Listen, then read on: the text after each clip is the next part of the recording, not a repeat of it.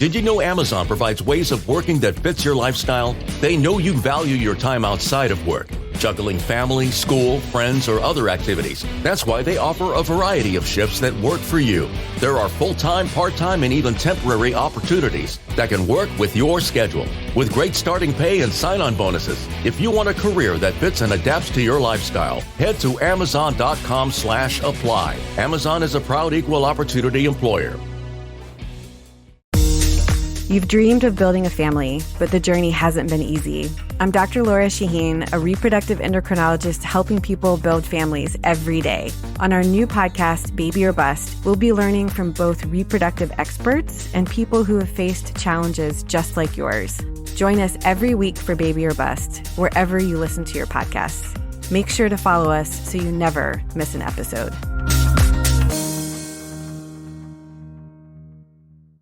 This is Jordan Grace, and you're listening to the Social Suplex Podcast Network. BWB, this is One Nation Radio. You better get it right. Rich Latta, James Boyd came to give them life. The Blackest Wrestling Podcast has come to kick all ass and drop it 6 feet if they kicking trash. Word, let me welcome y'all to something different. And if you dig it, man, you should let some friends listen. We be getting it in, this on the regular dude. Ravish and flow, but this shit rude. See, James don't rap, so I had to break it down. The whole network, man, we coming for the crown. Raps in the columns, I keep them both covered. Making the beats too, so the listeners can bump it. Hit us with the rating, yeah, I'm saying it's a 5. Before you hit it, talk, bob your head side to side. It's One Nation Radio, and this is the beginning. It's Rich, and I'm here with James. It's time to listen to One Nation. We got to unleash the power of the pyramid. This is Mike Sempervive from WrestlingObserver.com. Check me out on Wrestling Observer Live every day. And also check out your boys, Rich and James, on One Nation Radio. This is Kenny Omega. We're listening to One Nation Radio. Check it out, guys. These guys know what's up. Big Kenny Omega fans, that's all that counts to me. Goodbye and good night.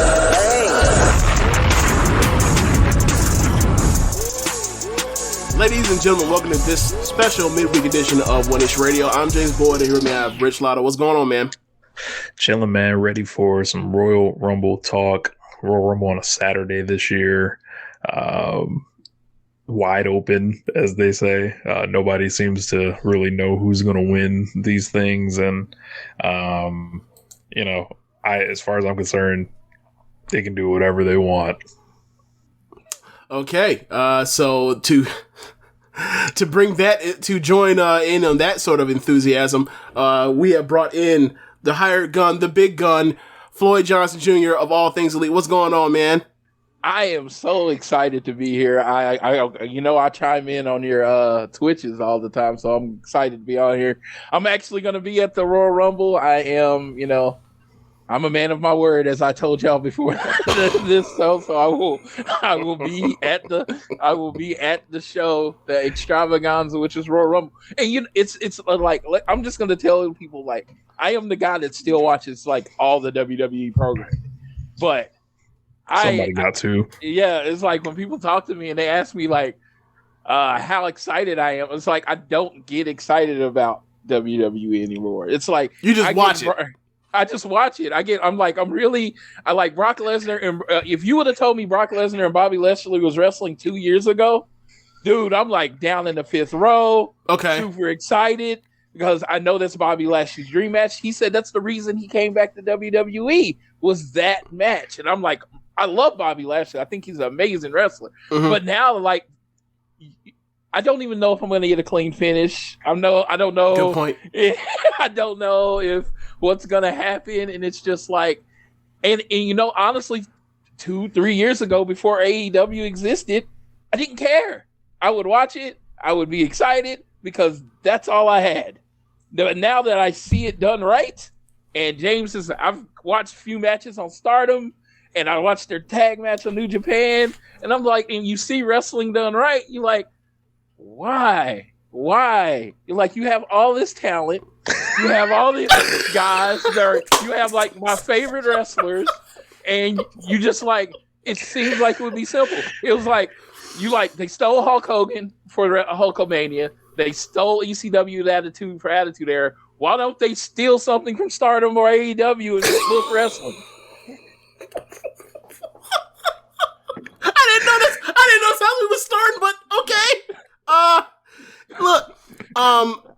I remember. I can tell you where it changed for me, Floyd, and then we'll get to previewing the Rumble. I remember when Rich. When did you first get an Observer subscription? Was it once Daniel Bryan retired to CM Punk or left? Which one was it? I think it was after, or it was before the 2015 Royal Rumble. It was way before then, though. Had to be. Nah. We watched. Remember, we watched. What's it called? We watched Wrestle Kingdom 9. Yeah, I know. But okay. I watched Wrestle Kingdom 9 because of those hype videos that Matt Stryker was doing. Okay. And I was tired of like all the news like kind of misrepresenting Dave before that. So I was like, I just want to see it for myself. And then that's why I got a subscription. Okay. So I thought that it was a situation where like Punk left, what the fuck's happening? What's going on? We always would hear these things being reported from this Dave Meltzer guy. And then you got a subscription, and then like Meltzer's word of mouth for New Japan got to you, but it was actually Stryker. So I completely missed that origin story for it. But anyway, so basically what happened is Rich got me to watch New Japan Pro Wrestling, and I was like, all right, whatever. Like I had enjoyed some of the the takeover stuff or rival stuff at the time for NXT, so it was like there's something out there besides just WWE's version of pro wrestling, which I already knew, but it's just like, as far as watching it and actually caring about it, this was like the first thing. So watch that show. It's super long, so I fall asleep at different points while I watch it, but I also like blown away by the last few matches. Like that's Ibushi and Nakamura, that's Tanahashi and Okada. So from there, like, that's in my mind, and Rich is watching, he gets in on New Japan, like, pretty much right then and starts watching that shit, like, and, like, he's telling me this stuff about, like, all this cool stuff that's going on, whatever else, and telling me about AJ Styles having this great title run and whatever, and, so I'm like, but I was like, it's so, compared to WWE and what I watch at American Wrestling, I was like, this shit is so violent, like, I feel like if I watch this shit, like, it'll ruin me, which, look where we are now. I was right. It was going to ruin me. But, so, the horsewomen were a big influence. And I was like, there's just more women's wrestling at the time. And then start going to Shine or whatever else, watching some of the indie talent, like half of the big stars end up getting signed to AEW or WWE, over that time. And then, like, keep going forward and forward, and then, like, it kept progressing to, like, there's more cool stuff to see outside of WWE, and also WWE's decline. Like, if WWE never declines, I might never try that stuff out outside of, like, just one show here, one show there. But, like, I really like wrestling. I always liked, WCW and the stuff I saw from international talents, and, like, it got me more into that stuff. And then, like, I finally took the diving in that subscription, and, like, now this man is in the K-hole. Yeah, it's over with now. Like, I think I watch more Japanese wrestling than English wrestling or American wrestling now at this point. I never would have thought I'd end up like this. Yeah. Like you said, the K-hole, I never would have thought I'd been out here strung out like this. Yeah, I tell people all the time that if I'm not like this because I chose to go out. WWE pushed me away. They were my significant other, and they stopped talking to me. They started sleeping in the other room. They stopped cooking. We started having dinner separately. And I was like, oh, well, let me look over here at this person and then let me see what's out there. Because it was like, I didn't feel like I left them. I feel like they abandoned me a long time ago. Yeah. Yeah. NXT stuff, like, once the NXT stuff happened and you watching the NXT and then you're like, okay, so these people are getting fired or they're going, all right, so where else are they going? And then you're like, all right, you start tracking them. And AEW pops up and it's like, all right, so all these people with all this New Japan history that I've watched over the years, like, all these people that, like, or some of these people that, like, were in WWE and left, like Cody or Moxley or Jericho. It's like, yeah, of course I want to watch this shit. I want to see if this shit works. And like, oh, not only does it work, it works better than, like, most of the wrestling I've ever seen over here. Okay. What are we talking about?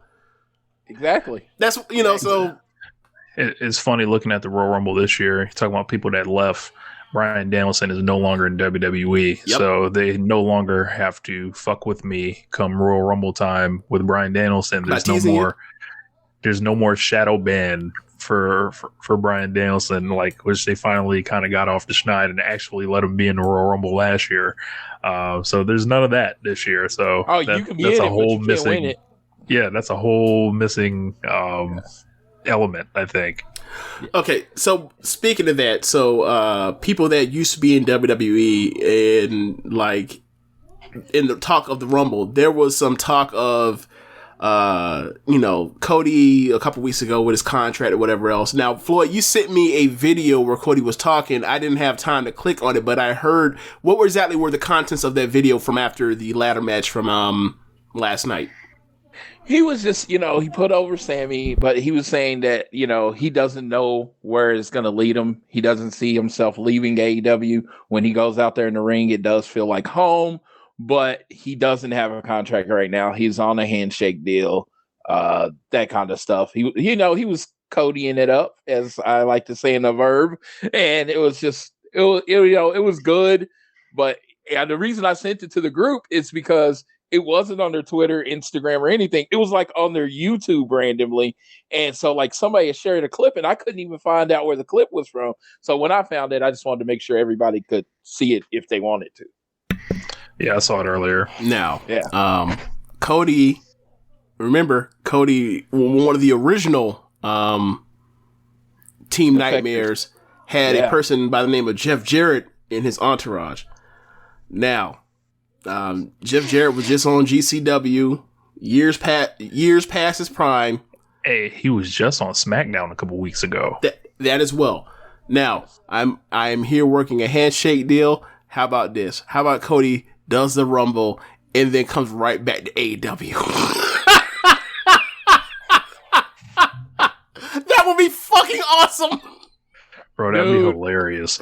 Yes. Dude, it would. I mean, that way they're technically not working with, they're technically not working with. I don't think he's going to show up to just get thrown out. And that's the one kind of problem there. But I would. They might try to pull a double cross on that man. Someone might try to stab that man in the back or something. Stab him? Who's going to stab him? Someone from management? Somebody, yes. Like, how dare you make a place where people are actually happy to work there? Screw you. What was wrong with you? We finally got you in this corner, jab him. Yes. Hey, Ali, don't talk to him. Don't talk to him, Ali. Wow.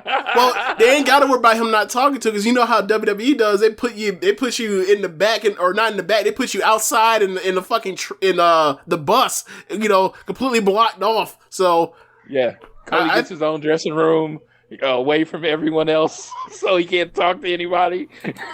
That shit has to suck. Like, you want to hang out with the boys? Nah, because surprises. Like, so tell me how nobody ever finds out about AEW or NXT surprises when they had surprises or whatever. So how come it's only the main roster WWE where the cat always gets out the bag?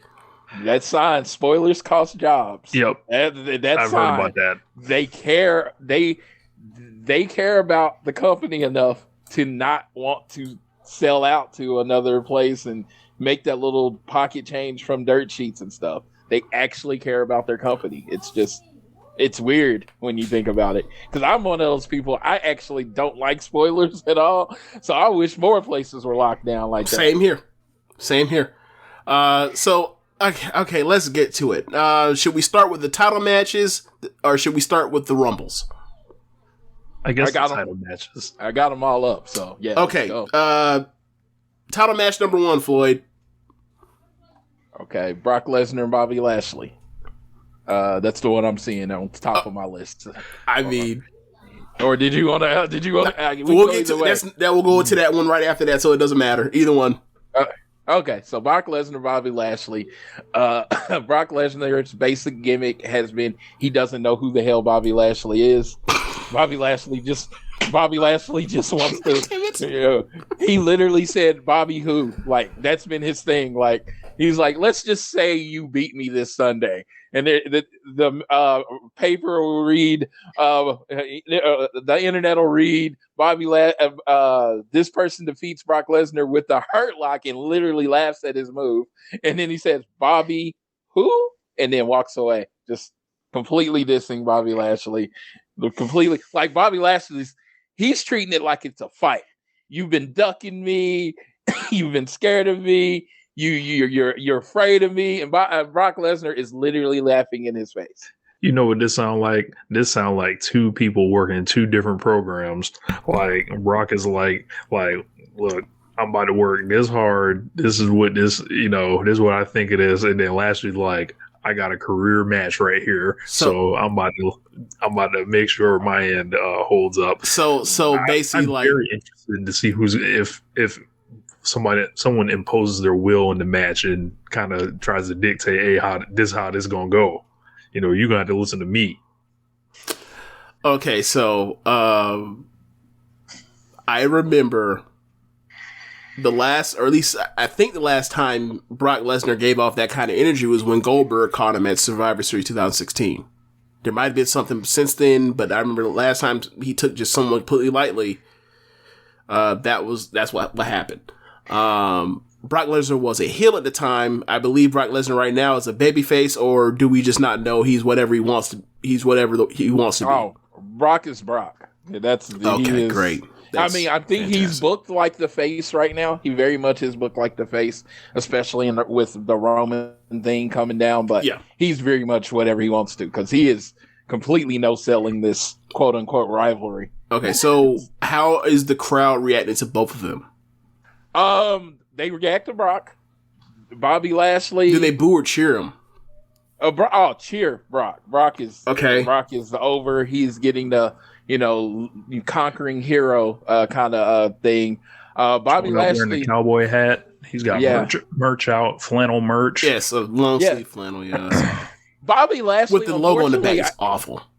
You're not getting strong reactions on either side from Bobby Lashley. He's not really getting booed or cheered. It's kind of like you're there, and it's like you asked me to be on the show, so I made to pay special attention, and it's just like the crowd is into the match, but it's just like Bobby Lashley is always one of those people. He could go. It's not whether he's heel or face. It's whether his manager is heel or face. It's whether MVP is, because Bobby Lashley is going to give you the same match no matter what, whether he's heel or face. It's how MVP narrates the match to whether he's heel or face. And right now he's kind of the heel because MVP is acting like that. So have we got any real Paul Heyman and MVP kind of face-offs? They did, but it's just, I don't know if MVP's written and Paul Heyman's not. It's just levels to this shit, and MVP just comes off of it as a wannabe Paul Heyman trying to do the Paul Heyman thing. The best line came from Bobby Lashley when he told Brock he was going to beat him up, and he said, "This is not a prediction. This is a spoiler." And I was like, "Oh my God." I was like, yeah, he actually did the best promo stuff on his own.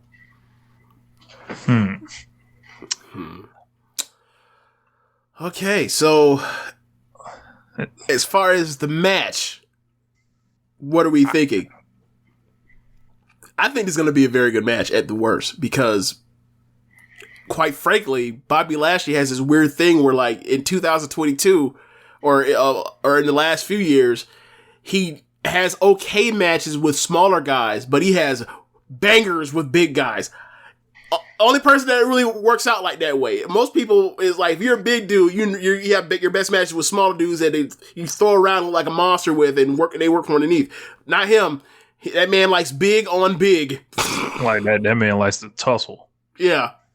From Braun Strowman to Drew McIntyre to trying to think who else is in that category. There's been a few other people, but yeah, that's kind of been what it has been for him. Yeah, Roman. Yeah, Roman. Yeah. They have the script for the Haas match. I think Drew and Brock, and even going back further, kind of Brock and Samoa Joe, where it's just nothing but big moves. There's no headlocks, there's no side locks, there is just finishers, big power moves and all that stuff. And they got it. I mean, it works, you pretty much have to work that way with like Goldberg. So everybody's had their little thing with Goldberg. So everybody understands. It's like, this match isn't going longer than 10 minutes. This match is a 5 to 10 minute. We're going to throw 4 spears. You're going to hit 5 F5s and one of us is going to get tired and get pinned. I mean, they have it down. So I don't expect anything but. Okay, Floyd. So my computer just like went like dead for like 30 seconds. And you literally dropped. Yeah, so I freaked out. I pressed mute on my microphone because it was still on. It popped right back on. So I just missed like my recording just missed like whatever the last like 30 seconds of what you said. Okay. I don't. If you repeat it for me, please. I'm sorry. I'm just like, this match just deserves the big fight feel. I'm like, they did the weigh in and Brock just comes out in his regular clothes and like, I don't care, and it's like, I wanted the big fight. I want the Rocky feel. I want like, this is what it's supposed to be. Bobby Lashley, I came back for this match. Have him in a sit down interview talking about how this is the biggest match of his life, that kind of thing. And, even if you want Brock to do the no sell thing and say, hey, this is the biggest match of your life. This is another match for me. But I just think it could be so much more than what it is. But they needed a big match for the Royal Rumble, and this is the one we're getting. And, I think it's going to be a really good match. I just, like I said, I kind of wish Brock was a little bit more into it. I can't think of a black wrestler that's ever beat Brock Lesnar. So, I'm going with Brock all day on this one. I remember, I told you Brock Lesnar is the ender of black title reigns. The Rock, Kofi, and then just most recently Big E. Yeah, he's knocking out all those black title reigns. I never once thought about that before, ever. That's interesting. That's interesting.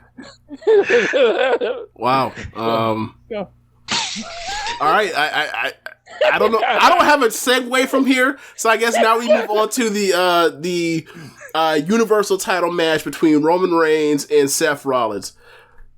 Floyd, take it away. Give us the rundown of this particular,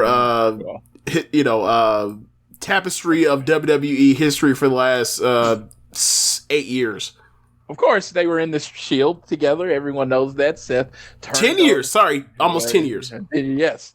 Seth turned on Roman, as everyone knows. But what everyone might not know is Seth has never lost to Roman Reigns in a WWE title match. I actually had to cage match that because I had no clue that had never happened. And so I was like, man, so this is kind of like, bad things happen to put Seth in this position because apparently this was supposed to be Drew. But it's still like, okay, this is an intriguing match, but I will say this. If Seth Rollins wins his title, I will walk out of the Royal Rumble naked. I am. And I told you I'm a man of my word. That's how I know how much I know Roman Reigns is winning this match. I think a lot of people have called a title change here, whether it's due to some type of interference or some type of backfiring thing. And I don't know, man. I think putting the world title on Seth Rollins is a horrible idea because it's always gone wrong. Like something, he either fucks it up in the ring, the business collapses, they don't have opponents lined up for him, or he's just a horrible champion at all. And I don't know, I look at the outfits and I think he's just like I don't think he's a top star or a main eventer at this point. I think he's a mid-card guy at best at this point. And I think it would be insanity to have Roman Reigns drop this long reign to him. Yes. I don't think Fox is going to want that to happen either, because I think Roman's the only one keeping the ratings to the point where they are right now. Like, even if you do like some type of angle to where like, oh yeah, they're basically, getting the belt onto him so Roman can come back later in the night to win the Royal Rumble to fight Brock or, something like that. I still think that's weaker, makes WWE title look very bad, I think. Or it makes the belts look weird, like at that point. See, I see it like what you said. I've seen it the other way. I've called it Bobby Lashley beating Brock and then Brock getting in the Rumble and winning and then challenging Roman. And just basically Brock just not caring that he lost to Bobby Lashley because he has bigger fish to fry. And Brock is one of the few people that could pull that off.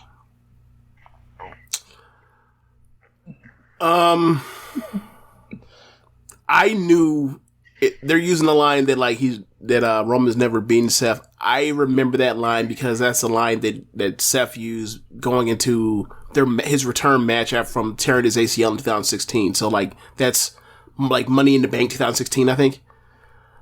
So like I remember that. So it's good to know that like over 6 years they have added nothing to what they've, great to know. So anyway, or almost 6 years. I'm not as down on it as you are as far as he's a mid-carder, but like he's definitely not a person that I would make him the champion dressed like that. And like given the promos that he's given, like the stuff that I saw with Edge, I was just like, yo, this dude's a geek. Like he broke into the dude's house and then like no one was there. Like obviously I wouldn't want her to be there, but like the home invasion thing is just like, nah, man, no. So like seeing him where he's been like the last half of the year anyway, juxtaposed to Roman is like they're on a completely different stratosphere seemingly. And it ain't like Roman had the best last half of 2021 either. Yeah. So it's almost like they're kind of in a weird. Roman needs a really good match, and Seth really needs like a hot program. So I was like, let's do it. And that's fine. And quite honestly, they should have a great match, but should Vince McMahon turn 77 this year? This match could be an easy 4.5-star match, or it could be a clusterfuck with the Usos running in or whatever. We don't know. And also Kevin Owens being added to this equation where like they hate each other for 2 years and all of a sudden now they're buddies, and I guess they'll be tag team partners in the future. But they're frenemies, whatever you want to call them. Like, can you explain the Kevin Owens and Seth Rollins relationship of late for us? So it basically started with Kevin Owens' quote unquote heel turn, where he had the miscommunication with Big E and everybody kind of turned on him. And he's like, well, if you think I'm a dick, I'm going to start acting like a dick. And that's how he turned heel. He says, if you think I'm a bad guy, I'm going to show you what a real bad guy is. And he just started doing messed up stuff to people. So that man reverted to his natural form. Yes. So he saw that Seth. Does this feel like the prize fighter to you? Because it don't to me. No. Okay. So he saw that Seth is just as hated on as he is. Just as hated on as he is. So he's like, okay, that is a stretch. We should be best friends. It's like if people hate you for no reason, they hate me for no reason. Let's be best friends. And he's just started calling himself his best friend. And it just seems like it's setting up for Seth and Owens at WrestleMania again. That's what it seems like it's leading to, because they wrestled each other 2 years ago at WrestleMania. So it looks like it's setting up to that again. But again, with the whole Drew McIntyre getting hurt thing, they've had to call a lot of audibles. So a lot seems to be up in the air. Because, like I said, I don't see Seth winning this match. So maybe in the whole run-in of situation, Kevin Owens actually accidentally cost him the match. Sir Sam's in the comments says, how crazy is it that their main event scene hasn't changed since 2016-17? It's still Roman, Seth, and Kevin Owens. I'll take it a step further, Sam. The main event's about to come from 2015. It's about to be Brock versus Roman. And also, like, I kind of take issue with Kevin Owens being called a main eventer at this stage of the game, but whatever. Headliner, sure. Main eventer, what's his biggest match at WrestleMania ever? Is it the Seth match from 2 years ago in the PC? Probably. Maybe Jericho. No, the Jericho. It went on second. And Jericho still bitches about it going on second. Oh my God! It's the reason kind of AEW exists, that they put him on second. Yeah. So thank you. He's up there. You got a point. Points are being made right now. Yeah, so I think he did get Daniel Bryan's return match, but they booked that all weird. Oh yeah, and then like that, yeah. Kevin Owens' big matches when he lost to Roman 3 pay-per-views or 3 shows in big shows in a row. That was at the beginning of Roman's last year to be beginning of 20 end of 20, beginning of 21. Where he's just putting over Roman over and over again, and Roman's like, "I'm gonna beat you by myself," and then they tie him to the thing, and it's like, bro. No, it was like it was treating Kevin Owens like he was mankind. Just beat him month after month after month. Fuck him. How The Rock go over him? Well, he is very likable, and he also is overweight. So yes, it is very much like Foley. Vince don't relate to a Kevin Owens. Vince pushed that man and had something for that man every single program after program consistently from the time he showed up on the main roster until WrestleMania 33, and then after that he was like, no, I take that back. Even further, even going to the Shane thing. After the Shane thing happened in 2017, he basically was like, I'm done with this fucking guy. I can't explain it. It's so weird. It's so weird what happened to him. Remember when that man was out here getting bullied by Braun Strowman? Getting pushed or getting tilted over and tipped over porta potties, getting shat on. Yeah, they had big plans for Kevin Owens, and Brock Lesnar came in and said, no, thank you. I will take that world title off your hand. I'm going to do main event with Goldberg at WrestleMania. I'm going to be in Goldberg. And they just pushed Kevin Owens on the side. He's like, yeah, Brock booked that. Brock booked Kevin Owens out of the main event. So who we got winning?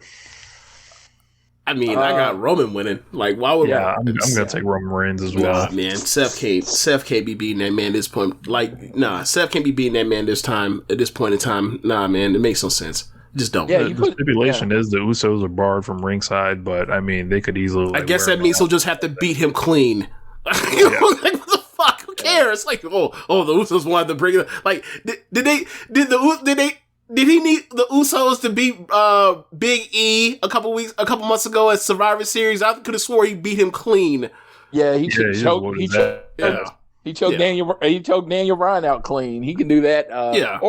Or Kevin Owens comes down to the ring and screws over Seth, leading to their WrestleMania. That could happen as well. First off, is Seth even a babyface, or is he still a heel? He's a babyface on SmackDown and a heel on Raw. Because that man is cheered on SmackDown. When he comes out to go against Roman, he is cheered. I don't care. Yeah, he is cheered. When he is on Raw, he is vehemently booed. So it's just like... So they're doing like multiple heel versus heel matches. Let's get into another heel versus heel match. Oh, wait, hold on. Before you get there, has anyone made an awful, ill-fitting Bret Hart US-Canada 97 comparison yet? Between what's going on Raw and SmackDown with Seth? I can honestly say I am not on WWE Twitter. Like, I don't see the WWE posts. How does that work? How do you manage that? I mean, when people say stupid shit, I mute them or block them. Or Floyd, I heard muting and block. I don't even mute and block people. Dude, I have a well-curated timeline. I learned that from Joe Lanza. And when I hear about stupid shit that happens and I didn't see it, I know my timeline is working the way it's supposed to. Floyd is out here using the computer. He is not letting the computer use him. Correct. Do we need to talk about the time about this past earlier in this week when you and Jeremy was out here letting the computer use y'all? Do we need to talk about that? Yes. Okay. So sidebar. The sidebar here. We're going to make a sharp left turn. So there was a wrestling media server Discord set up. I don't have all the details, but I put together some of it. So there's a guy named PW. Don't know what it stands for. Don't really know much about him. Is in the Voice of Wrestling Discord. And I converse with him, different comments, whatever. I never had a problem with him. Most of the forum doesn't, really fuck with the guy or whatever. He is known for getting banned from the forum and coming back with a bunch of different names. By doing what? Just like derailing conversations, just doing, being annoying or whatever. And he's always like adding Joe Lanza like all the time. And it's like, leave Joe alone. Like, the fuck? Just talk with everybody that's already here. Like, why are you bothering Lanza or whatever? And this guy sends a message, sets up this vague server. I'm like, all right, whatever, wrestling media server. I'm like, whatever, sounds cool idea, whatever. So I go in, and then I send it to, like, you know, the Social Suplex chat, like, hey, if anybody wants to, you know, jump in, like, there's this new thing that's, you know, there. But then I saw that, like, a little while later, I saw that I was made a moderator, and then I saw that Jeremy was made a moderator, and then no one had a conversation with me about being a mod or, you know, what it was. And then there was an account on it that was like, the account was wrestling media server, and then we started trying to be like, who are you? And this person revealed or refused to reveal themselves, and it was like, so gave him a couple chances to, you know, try to talk him into revealing himself. And then I was like, you know what? Nah, I'm out. And then Jeremy got sent a message by a dude named Griffin. Shout out to Griffin. Saying, you know, this person had been hitting people up like, hey, you know, the team behind it is Rich Latta, Jeremy Donovan, and a couple other people. Like, there's a screenshot that Jeremy has that he sent me or whatever. And one, that was never the case. Two, no one had a conversation here or whatever. And then a couple other people joined in, Danny. It looks like they were just cherry picking people that frequent the Voice of Wrestling Discord, the Social Suplex Discord, stuff like that. And the weird thing was, why don't you want to say who you are? And then he was like, you know, I'd rather just have the thing going first before I reveal myself. And I'm like, all right, man, I'm out of here. Like, fuck out of here. Like, I'm not about to be conversing with you and, you know, whatever. And you start screenshotting me, put me on the timeline and all this other shit. Very sketchy. And Jeremy left too. And I think it eventually got revealed that it was this PW dude. So I'd like to send a fuck you out to this dude who's trying to set up this scam or whatever the hell that was. And then the funny thing was, Discord went down later in the day, so we were all convinced it was like, you know, this, y'all sent the message to me. I was watching. I forgot what I was watching. I was watching something. I was behind. You know, I'm always behind on everything. So like. I decided to look at, because I missed like a couple hours of messages. So I look at the messages and I was like, yo, I think this fucking guy has hacked the Discord for Social Suplex. I was like, what? Like, I know I made jokes about, like, you know, there's probably finna be two Rich Derek Lotta seconds and two Jeremy Donovans or whatever else, because it probably got y'all fucking social security number and all that. But next thing I know, I see that, I'm like, nah, it can't be. So I go to Twitter and I type in Discord and I see like, oh, the whole thing's down. It's just a weird coincidence. So like, but that would have been some shit. He's like, yeah, got him, spot him, got him. That would have been hilarious. Yeah, so word to the wise, don't ever do no shit like that again. Like, I am PW, and this is the Social Suplex Discord. Is now mine. It's been taken over. A real takeover. Shout out to Triple H. Another thing another thing I've done is I minimize the amount of those groups I'm in. I talk in our Social Suplex group. Hey, if I'm gonna get called an idiot, I'm gonna get called an idiot by people I know. Okay, look, screw all those randos. I like Rich's paranoia of like, you ain't finna screenshot me and get me out of here. Like, meanwhile with me, like, when I message in Social Suplex's messenger thread alone, like, I'm assuming that like anybody, like, I treat it like it's a office Slack. Like, I ain't finna say nothing pocket on there. Like, I say that for the Largo loop. As you know, Rich, I say that for the Largo loop. So, yeah. Rich has gotten many DMs from me of stuff I don't want to say in the group. We all do that. We all be doing that. So, yeah. Like, no, man, not on this line. Not on this line. It's too much. It's too much. But some people don't treat it that way. Like, there's some people be like, yeah, we just going, like, hey man, that's why I be telling them to relax. Like, you relax, take it easy. You're on 4th Street. Yeah. So like, I think the message in all this is like, if you're trying to start something up and you like to get, people involved or whatever, kind of be transparent, be forthcoming, be willing to explain yourself and see because it sounded like a good idea, but like the fact that you couldn't like reveal who you were, that is a complete deal breaker for this because we can't trust you. So that's pretty much all I have to say on it. That just sounded sketchy. That just sounded like, what the hell is going on there? Right. So I guess now we just have to clip that, I guess, and put that on Twitter. So yeah. So I guess from here we'll just get to Becky Lynch and Doudrop. Yes. That's what I was thinking of. Like, isn't there? I don't remember what Charlotte's even doing, but yeah. Floyd, Becky is there anything more uninspiring than Becky Lynch as a heel? I mean, yeah, everybody wants to cheer this lady, and she's being as mean as possible, and it's still just not working. And she's pretty much stopping calling everything Doudrop butt fat. That's pretty much the only thing she hasn't called her. And it's just like, everybody's looking at it like, Doudrop is not going to win this match. I'm like, no. Doudrop is not. I'm like, if they had filler match or get to the next thing match, definition, this match would be there. Doudrop has lost every other match except for the match that Becky won for her. Okay, so if just in my mind, I'm thinking of Vince McMahon kind of, and I remember like they kind of before they fired Nia Jax, Nia was circling around Bianca, right? And then they released Nia. So then they put in. Are you going where I think you're going, James? Yep.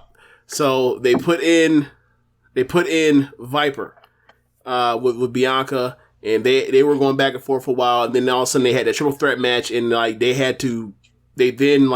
with Bianca, they held her off again, and people thought, well, she'll finally get her win back, or she'll finally get her match for her chance of redemption against Becky Lynch at WrestleMania. That makes sense. That's like how most people would book, right?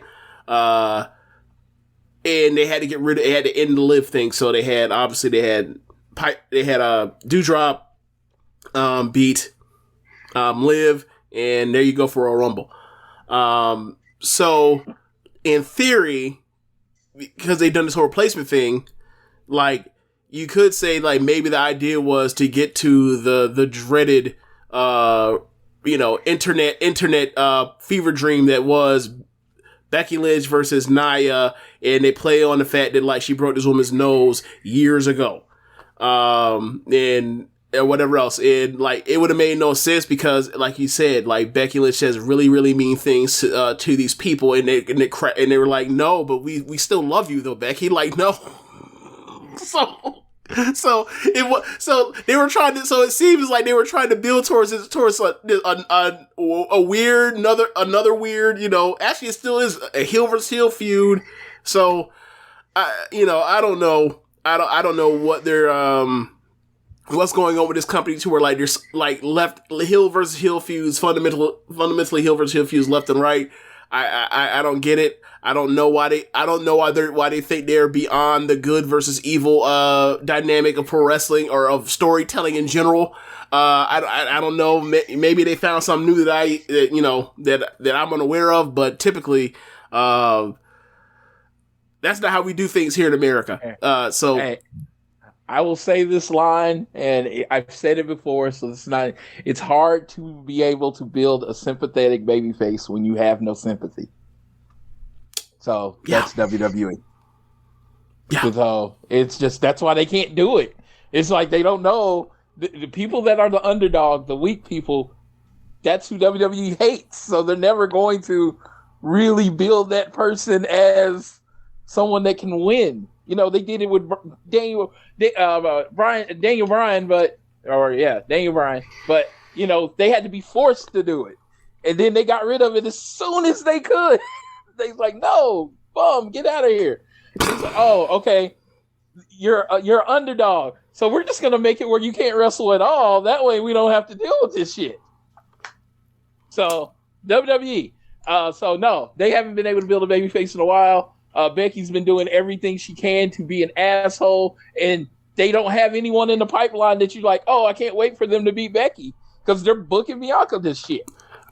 Well, can we go ahead and address the elephant in the room? Yes, let's get to it. So for Bianca, there is people have felt like, well, they're finally getting to that arc, except for this one part. Word is Ronda Rousey is going to appear at the Royal Rumble, and it's going to be a short-term thing to get to a match at WrestleMania, presumably against either of the two women that she wrestled at WrestleMania 35, Becky Lynch or Charlotte Flair. So there's that. So like, if it is in fact Ronda shows up, everyone knows that the actual match that anyone would actually want to see between Ronda or either of the champions is Becky, based off of what they had going for them at the end of 2018 going to 2019. So that means that Bianca will be told to go fish or kick rocks or walk off a pier. And it's so funny they have decided Ronda Rousey is a needle mover when there is no actual numbers or statistical basis that this woman ever moved the needle. She could be anti-needle. No, like it's been like proven. Ratings never went up. Her quarters didn't spike. It's just but she was also. But okay, so the ratings went down in general because because Roman had left or whatever else at the time, or if I remember correctly, like he had the injury, he had a situation with cancer. With cancer, yeah, blood cancer, yeah. Leukemia. That's what the word I was thinking. Like, what the fuck's blood cancer? Oh yeah, leukemia. So, but at the time, she was doing the best quarters for WWE at the time, and that's the same thing. Go ahead. I was just gonna say, it's not that, me, I'm a big Ronda Rousey fan, got the shirts, all that stuff for Fall Down Fights. It's just when I talk to people outside that followed her in MMA, they didn't care about her wrestling. Yeah, of course. At all. Yeah. It was like, of course. They thought they were going to bring in this whole complete other audience, and it's just like, no. They have no interest in her wrestling. Right. Like, you got to remember, like, they always want to try to do the mainstream thing or whatever else. And, like, look, sometimes it's worked like WrestleMania. Of late, it doesn't. Like, the crossover appeal. Years too late. Like, I think the crossover appeal, I think that the, as we've gotten so, granular with our entertainment preferences, like the idea of being able to go into some realm and pull in a new group of fans, it's like, you gotta try, because this is you gotta try, but the idea that is anything other than a fishing expedition at this point, I don't really think so. Like, WrestleMania means a lot for them as a company. Anything else, not so much. Like, it's just a situation where that's kind of where they are. Like, they were doing what they thought worked before, or what did work before, and it doesn't really work as much now, and they're going to keep trying until Vince McMahon is no longer the head of creative. And it's kind of the deal. I'm going to laugh in the faces of people that told us, let it all play out with Bianca. Let it all, when she wasn't, winning matches and getting shielded and hidden after SummerSlam and then losing like a geek, like it was all supposed to lead somewhere. No. When they pull the rug from under your feet, I am going to be right there watching you in pain. There hasn't been a satisfying ending in the WWE since Kofi Mania. All the rest have been, I'm coming through to my head to be like, has it really been 2 years? It hasn't been a satisfying ending or 3 years at this point. Shit. Like, and that ended with Brock. And you guys know like how I feel about Ronda Rousey. Like, I wish she would never come back to wrestling. Like, I think she conducts herself like a total child. Rich, but she's coming back, and like after the initial pop or the first two pops she gets, like it's gonna be that's right, a heel versus heel feud. Like what the fuck is going on with this company? Either it's with Charlotte or with Becky. They're both heels. They're gonna come back and it's gonna be a heel versus heel feud. What has happened with this company to where like we can't build babyface save our lives all the time, and we have people we want to push. So let's make them all heels and like you just have bum of the months. It's like how is that actually like how is that like actually for fun? I don't get it. Like maybe if we get lucky, Ronda will like not just flat out say wrestling's fake this time. Like maybe, if they try at all. Yeah, I had no idea where she was going with that. I remember that, and then I was like, the MMA people were done with her after she got her ass whooped by Amanda Nunes and just taking 6 pieces to the face. They were just done with her. They were like, okay, you're a bum now. And they had moved on, and then it was like, oh, we're going to put you in wrestling, and you're going to be this all non-beatable person. They're like, everybody in the world saw this woman get destroyed in like 1 minute. Like, how are you now booking her as this unbeatable? No, I'm saying if you're trying to pull the people from MMA, how are you building her as this unbeatable person that literally the lasting image of her is her face after Amanda Nunes like literally pounded it like it was with a hammer? Well, okay, so there are MMA, UFC fans, and then there are like people that Ronda also brought to the table, and they were banking on the people that Ronda brought to the table to MMA, and like. But those people didn't want to see. But those people didn't want to see her fake fight, so it didn't work out. Yeah, right? And the one match everybody wanted to see was 4 Horsewomen versus the 4 Horsewomen. It was kind of like that was always talked about, and it was just like, oh, this is this big match you can do. You can put it on a Raw, SmackDown. You can put it in the Survivor Series, whatever you want to do.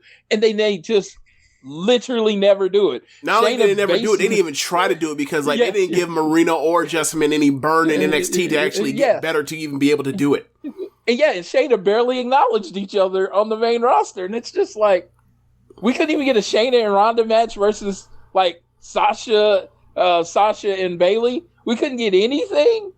Like, no, Becky just runs through Ronda just runs through the 4 Horsewomen except for Ronda Rousey, and it's just like, man, it was like, man, I could bitch about how they booked Ronda Rousey for like 3 days. I think it was a classic, like we went through it at the time. It was so like by the book, keep her away from people at certain times, try to protect the reactions, and then they could protect it no more after a while. And once they started putting her in there with people the crowd actually respected, it was a wrap. Once we know what those promos sounded like. It was when Paul Heyman, people did called them all types of geniuses and all that. I'm like, he ain't have nothing for Ronda. Like he had her talking about avocado toast. Like no. Yeah, like she's talking about entitled millennials or saying like weak millennials. And it's like you're a fucking millennial yourself. What are you talking about? Like. Why are you talking as if like you're a boomer or a Gen Xer? What are you doing? So I am not particularly. Yeah, I'm not excited about this. Yeah, I'm like Ronda Rousey return.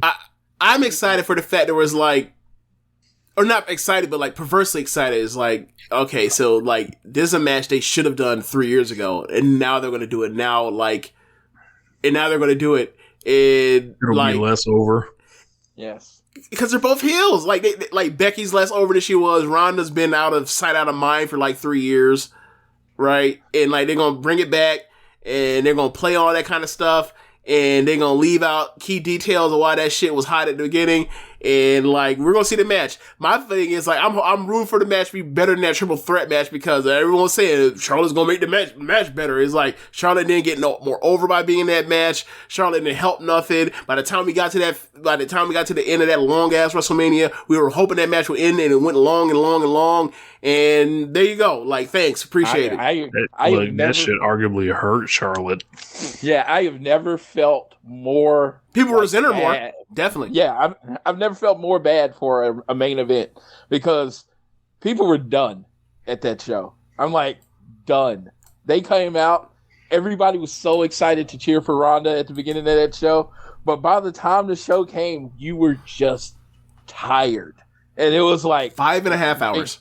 Fans had nothing left for that match. Nothing. And it's just like, that match could have been a 5-star classic. you weren't getting those people. People were sleeping on each other's shoulders.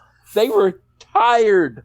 5.5 hours of WWE programming.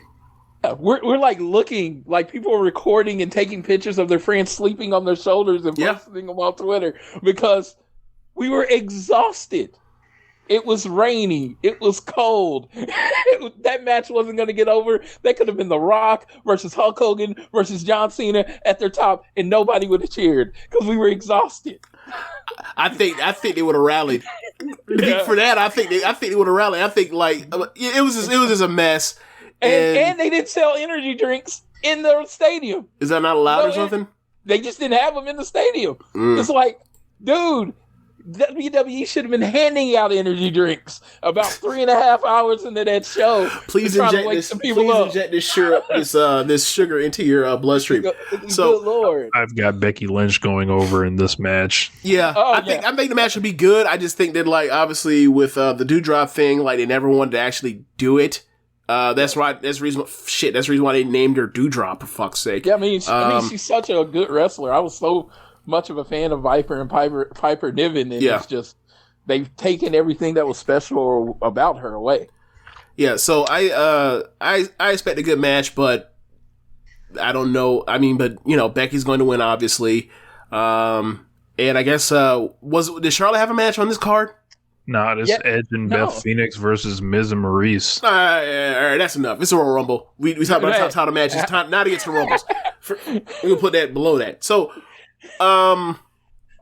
Men's Royal Rumble. I don't know what the participants are so far. I got the numbers up, like all the people in front of us. Me. Okay, quick rundown. Okay. All right. Almost Randy Orton, Riddle, Otis, Chad Gable, Dolph Ziggler, Robert Roode, Kevin Owens, Big E, AJ Styles, Damian Priest, Johnny Knoxville, Sami Zayn, Kofi Kingston, Happy Corbin, Madcap Moss, Sheamus, Angelo Dawkins, Montez Ford, Rey Mysterio, Dominic Mysterio, Austin Theory, and I believe that's 22. So I think they left 8 spots to be determined. Does anybody that's announced sound like they're going to win a Rumble? The only person I could see them going with is because they're really, really going hard. And I've heard rumors about Bad Bunny making an appearance at the Rumble is Damian Priest. I think that's the only person in that 22 that could win. I thought his tour starts like about now. But dude, apparently that dude loves wrestling, so he's gonna make the time to do it. And you know, Damian Priest, Bad Bunny playing Damian Priest to the ring at WrestleMania. That sounds like it's to me it's more of an outside shot, but it's something that they could do. So check this out, right? One of the best moments of WrestleMania, of the WrestleManias from last year, was Bad Bunny and Damian Priest versus Miz in Morrison, right? Yeah. Morrison taking the Canadian Destroyer on the floor from Bad Bunny, right? They fired that man. Yes. They fired him and his wife after they moved across country because they said them living in California was slowing down her progress. What a company. What a company. Evil. What a company. So like what happens when Bad Bunny's like, hey, where's Morrison? Like when he comes back, you know. But that's okay because now, you know, I don't know, it'll probably be Street Profit or something this time around. I don't know. Yeah, man.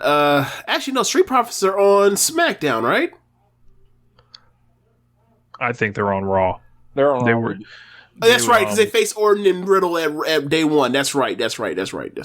Yeah, I mixed up the Usos and the New Day. Sorry. In a world where Matt Riddle's allegations didn't exist, like Riddle would be like a perfect person, I think, to win the Royal Rumble this year. If you were gonna try to make someone new and all that, but I don't know. They don't seem like they care, so they could do it with him anyway. I think he's more of a Money in the Bank type of person than a Royal Rumble winner. I think they, you know,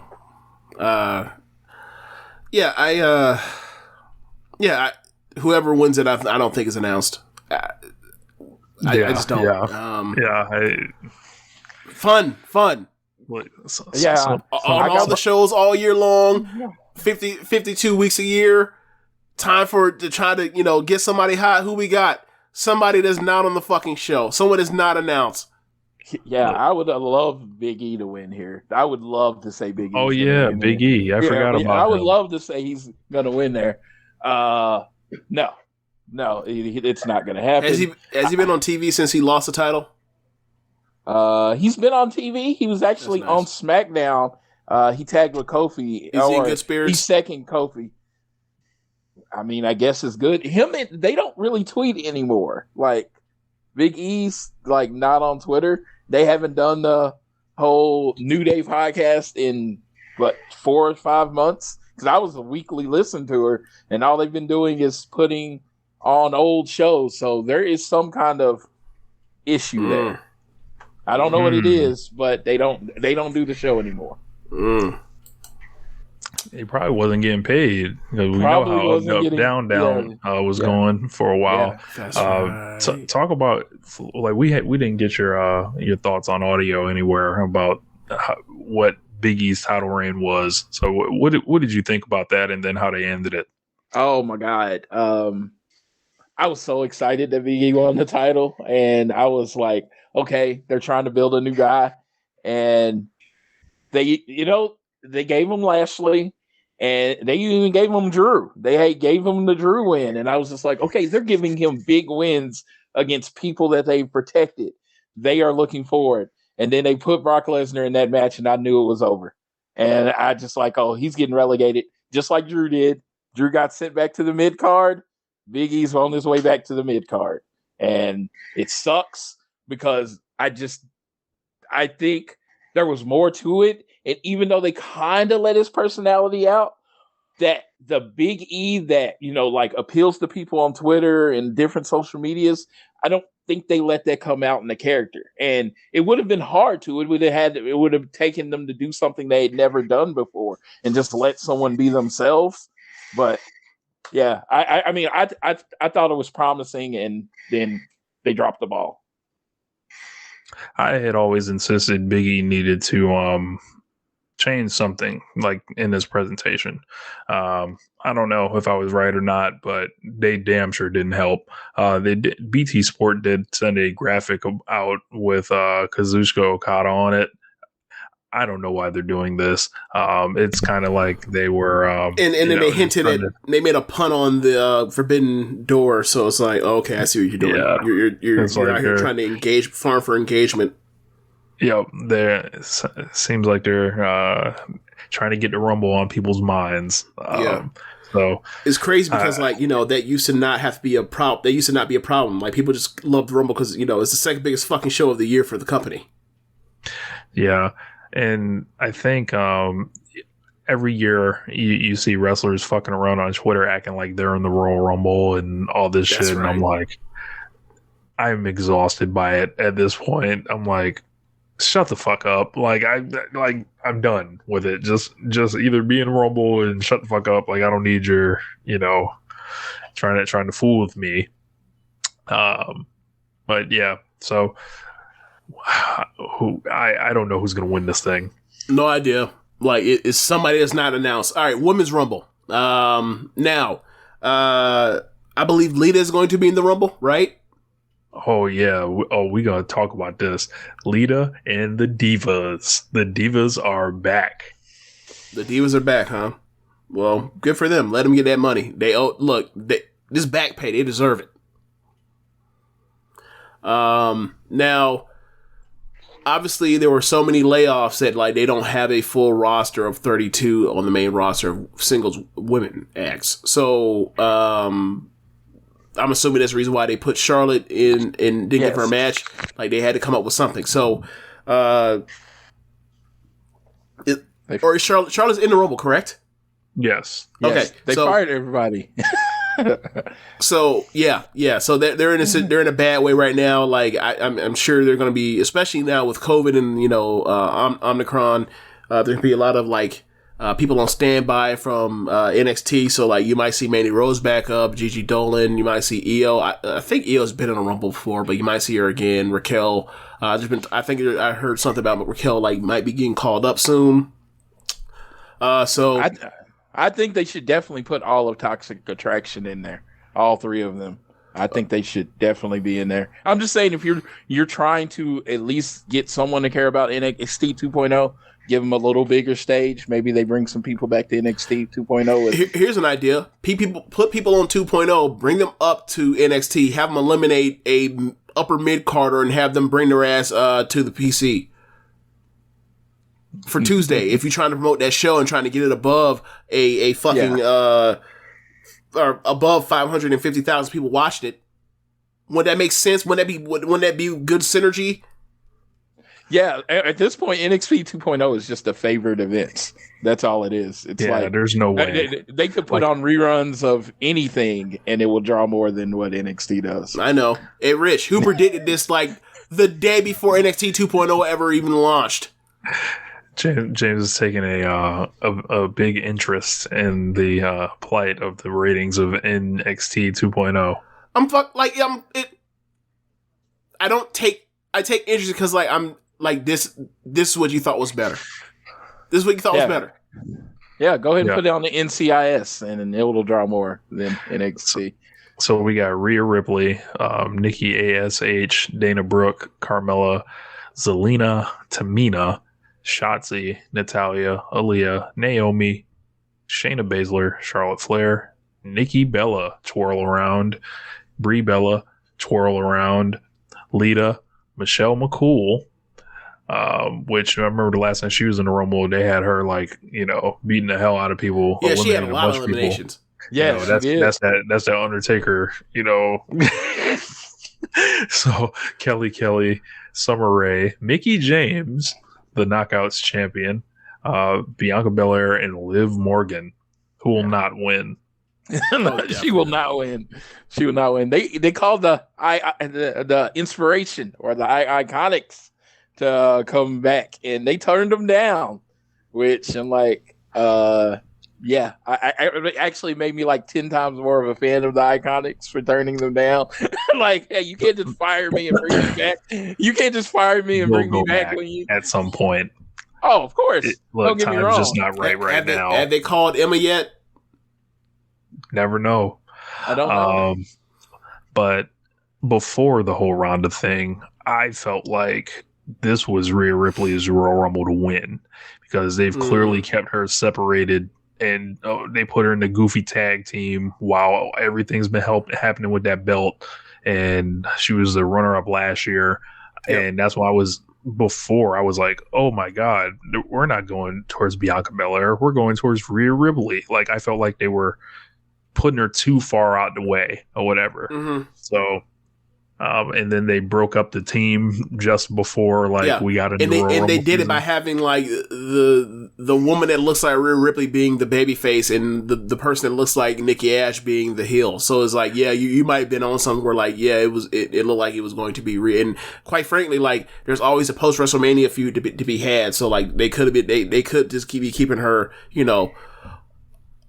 on the back burner for them to be able to pull out, because like I definitely believe like Rhea and Bianca will both be getting title programs after WrestleMania. So I'm not sure which way to go with it. If Ronda's in it, she's winning. Yep. Someone will eliminate Charlotte to probably set up whatever Charlotte's going to do. Can Rhea eliminate Charlotte? Can we do that? No, because I never want to see them wrestle again. Even though they have very good matches that works. All the time. That's right. They did wrestle each other. So, but Charlotte just always twice. Won. Never mind. Twice. Had a 4-star match at WrestleMania 36. Had another great match last year, and just straight up tapped her out at the WrestleMania. Just beat her. I mean, she tapped her out when they wrestled last year, right? Yeah, I believe so. Yeah. Just beat her, and it's just like, okay. Yep. Maybe they should just go insane and let my dark horse winner is Bayley. That's my. So that's what I was going to get at next. After that was talking about returns. Like Asuka, she's been off TV for a long time, and Bayley, I forgot when she tore her ACL, but it's about that time for her to come back. So I was also thinking about that as far as a return. I remember months ago there was talk that like they were really SmackDown really or Fox or WWE whoever else like they really wanted a Charlotte Flair versus Sasha Banks feud at some point. Obviously, like that's a match that easily could be on WrestleMania. I mean, quite frankly, that was a match that they should have had at WrestleMania 32. But you know, look, check this out. The add Becky Lynch to a 3-way, the match is better than it would have been otherwise. You add Charlotte Flair to a 3-way that she had no business being in, it gets worse. Crazy. It's weird how that worked out. But we're here now. So anyway, yeah. So I mean, before the Ronda thing, I thought there were people that you know could return. I thought there were people that could win potentially. But yeah, it's Ronda's lose at this point if she actually shows up. Okay, so how about this? If she doesn't show up, who would you pick? I'm taking Bayley. I'll take Rhea Ripley or maybe Nikki Bella as a dark horse. Very happy to see Nikki Bella. I would take Sasha. Up. I would take Sasha if you know she's kind of old to win a Rumble at this point. I would have took Sasha if there were no Ronda. But now, like, it would probably be Ronda that throws out Sasha last, and people will be mad. She will throw Bianca out last. No. She throws Bianca out second to last, then throws out Sasha. Yeah, just make everybody mad. Yeah. No, but I truly think all 4 horsewomen are going to get a Royal Rumble win at some point. Did Bayley already win one? No. The winners of the women's Rumbles have been, let's see, it was 2018, Asuka, 2019, Becky Lynch, 2020 was Charlotte, 2021 was Bianca, and that's where we are now. Okay, yeah. I started that mid talking about it, and I was like, I don't know if I remember all these, but like I actually remember them. How about that? Yeah. How about that? Your boy pulled through. I was about to be like, oh, wait a second. I would have had you. Yeah. That's awesome. This is what I will say. All of the winners of the Women's Rumbles all make sense. Have all made sense. Like, there is no, like, you know, I'm trying to think of some past Rumble winners. No Vince McMahon. Yeah, that was fucking stupid. Randy Orton's. The 2017 Randy Orton one made no sense. I didn't hate it because he actually had like a build up of a feud to get towards it, but it you know, like you had the Rumble win, and then you have to make the champion, but after you made the Rumble winner, that's kind of weird. Yeah, so that would be like if they let Rhea Ripley win, and then somehow Nikki Ash came up with the belt. It's kind of the same because, like, obviously Randy's such a bigger star than Bray was at the time, so it kind of is like the same fucking thing as that. Think how fucking dumb that sounds on paper. They still did it. Luckily, we still had Luke Harper around and like had those matches with Randy Orton and AJ Styles at the time to keep it interesting. I miss that era of SmackDown. I really do. I wonder how some minus the blackface that Bray was doing, of course. Minus that. Yeah, I think they look like they're building something between Summer Rae and Natalya, and I'm like, she ended Natalya's life on Twitter a couple weeks ago. Who could have the worst TikTok is what their battle is going to be or whatever. I don't know. No disrespect, but like, because I'm barely on TikTok, I barely go to Instagram anymore. The last thing I want to do is watch a pro wrestler's TikTok. Yeah, my wife is. What you mean? You ain't trying to watch Yoshiko on TikTok? Do I need to make a Joshi exception? Do I need to make like an American? Do I need to make that for only American wrestlers? Sure. Like, I'm sorry, like. Yoshiko's different. Yoshiko's the exception that proves the rule. She's a brute woman that bakes goods and then smiles when she always looks like an axe murderer. Like that's a little different. You know, Dr. Joshi gotta cover all points. You know, no exception. Fuck you, Rich. Let's start over. Let's go next thing else. I totally forgot about Yoshiko even doing that stuff a couple years ago. I totally forgot. Yes, you're right. She does make good TikToks. Most wrestlers would not. Would we disagree on that? Nah. But there's only one thing left to do, James. And that's hold on, Playboy. Oh, we gotta talk about the mixed tag. Yeah, we gotta. That's right. Hold on, Playboy. That's right. All right, so Edge. It's my bathroom break match. Yep. Wow. Edge and Becky. Edge and Beth Phoenix versus The Miz and Maurice. Or Miz and Mrs. You know, like I've noticed the way they pose on the top of the ramp, like, and they do the kisses, like literally, like, and also I think they also had some gear that was like it said Miz on it, and the other one on Maurice said Mrs. So I was like, oh, okay, synergy. And see what y'all doing, branding, you know. So this is a playoff of what happened at day one, where the Misses got involved in their feud. You know, it was a long time coming for, you know, the mixed tag match. We saw it happening. This is what I will say for my particular part. I had not seen any of it until day one, and then I saw that Maurice had been hitting people with the purse. And I had pointed out to Rich on the review show that, like, I enjoy Maurice using the purse as a weapon. I hope that one day eventually she reaches to the purse and produces a brick. And I was shown a couple weeks ago that she did, in fact, after bashing Beth Phoenix across the back, she then at the top of the ramp produced a brick. I fucking howled.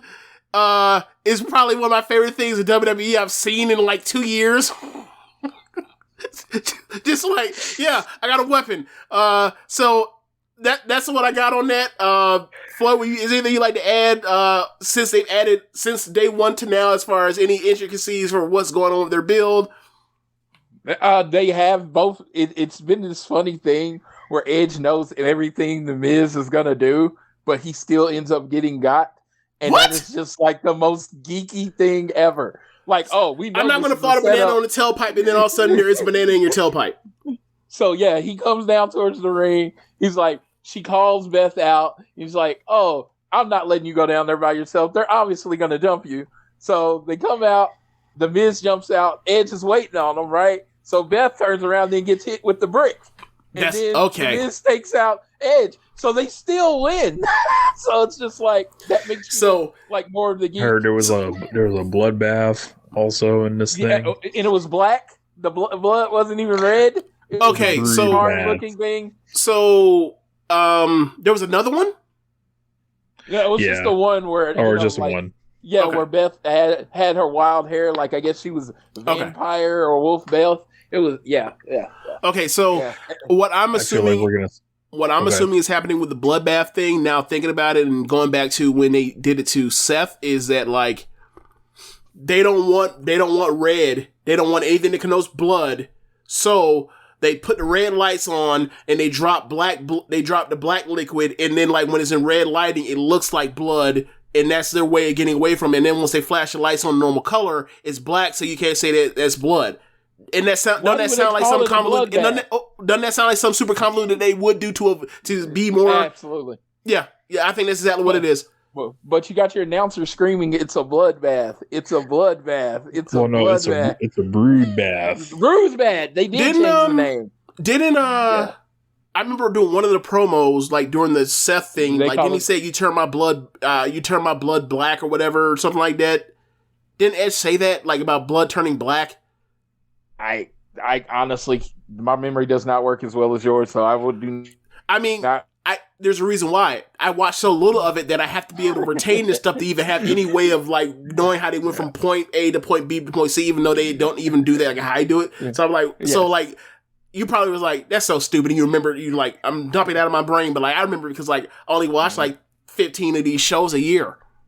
Yeah. So in 2000, I was at the Royal Rumble in Houston, and Edge coming out was the biggest pop, one of the biggest pops I've ever heard in my life. Mm-hmm. Drew McIntyre winning was the audibly popped because Drew's my guy.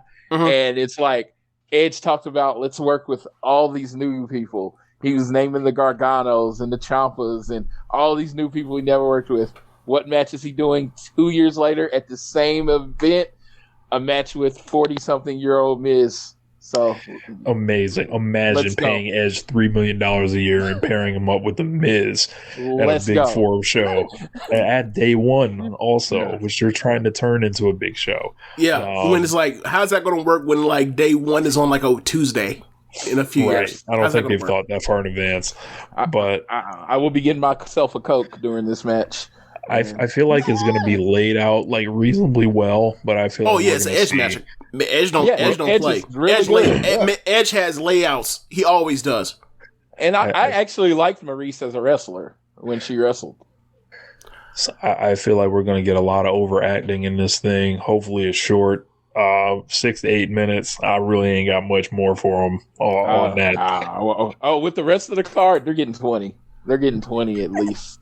With the rest of the card, like, we gotta remember them rumbles are long. I mean, those rumbles all are like 40 minutes plus, 40 to this is a perfect match to put after the first rumble they do. Yeah, but I don't think Edge just had a match that lasted like less than 15 minutes. Oh, you're making that joke. All right, fair enough. I forgot. I didn't know you were doing. My bad. Okay, fair enough. No. I am like, I wouldn't say dreading the match because I actually like, I like 3 of the 4 people as far as how they wrestle in this match, so that works. But it's just I hate mixed tags. I hate American mixed tags. I just hate it. I just hate it. Like, I always will. Like, you can go 5 years ago and listen to me doing my Rinky Dink podcast, and I'm like, I hate mixed tags. So it's just when they did the mixed tag tournament, I hated it all. Like, so I'll say this. Like, Floyd is positive. The hit rate is low. The hit rate is low for him. Floyd is positive. I'm positive I'm going to hate this. Maurice came back looking like Maurice. Yeah. I mean, I like Maurice. I like. Are you making hey man, some would say all timer. Very, very. I'm much like Tom Brady in LeBron James. Like, she's defined odds very well. She's defined odds very well. It's gonna be a sad day when the fuckery does end, though. I was gonna say she knows her strengths. I think we're many years away from her, but it's gonna be a sad day because, like, tell you this, like, let me stop. Let's move on. Let's move on. That's all I'm saying. Let's just move on. Look, we will continue that after the show. Yeah, probably. So that's the Rumble. The Rumble. The Rumble is the Rumble. I know people like the Rumble more than I do because I think mostly these are crummy 50-minute matches. But you're going to see some pops. You're going to see some goofy stuff. Obviously, I'm interested to see what Kofi and Naomi pull out this year. I'm interested to see if Montez Ford says anything you can do, I can do better. That would be interesting. I'd like to see Kofi Kingston get a nice, like, either like Final 4 or like Final 2 appearance, kind of like as a gold watch. Like, he doesn't have to win, but like I think if they make people think he's going to win, and then I think it would be cool for him to be more than just the elimination spot. Gotcha. I don't disagree. Like, this show could be really good. Like, you got Seth, you got Roman, you got Lesnar, you got Lashley. The men's Royal Rumbles of like every other year have been really damn good. We haven't really, I think we only gotten one really good women's Rumble, the first one, but a lot of returns coming back. A lot of like the better wrestlers that they have are coming back in the women's Rumble. So I think there's opportunity for this to be a very good show. But then again, when you have more wrestling talent than any other promotion in the world, that's a pretty low fucking bar to have. Say that your second biggest show of the year could be pretty fucking good. It will either way, whether it's a great Rumble or a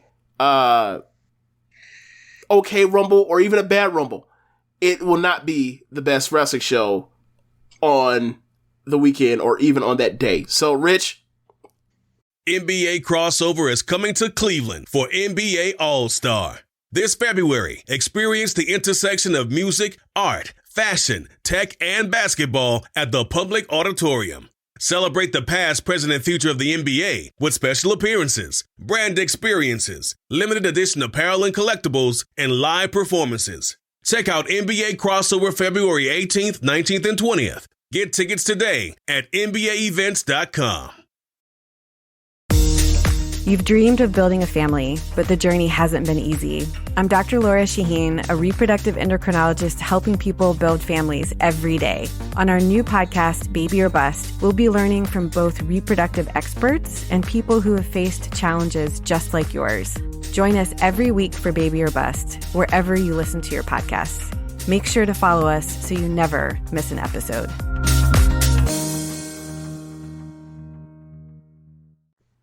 In that case, it's time to hit the music.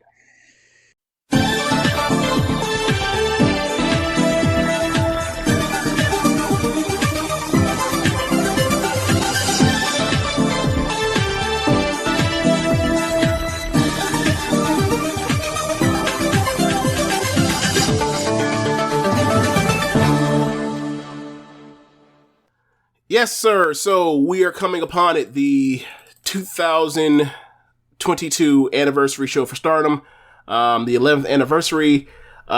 This weekend we had the go home shows for it, the go home weekend.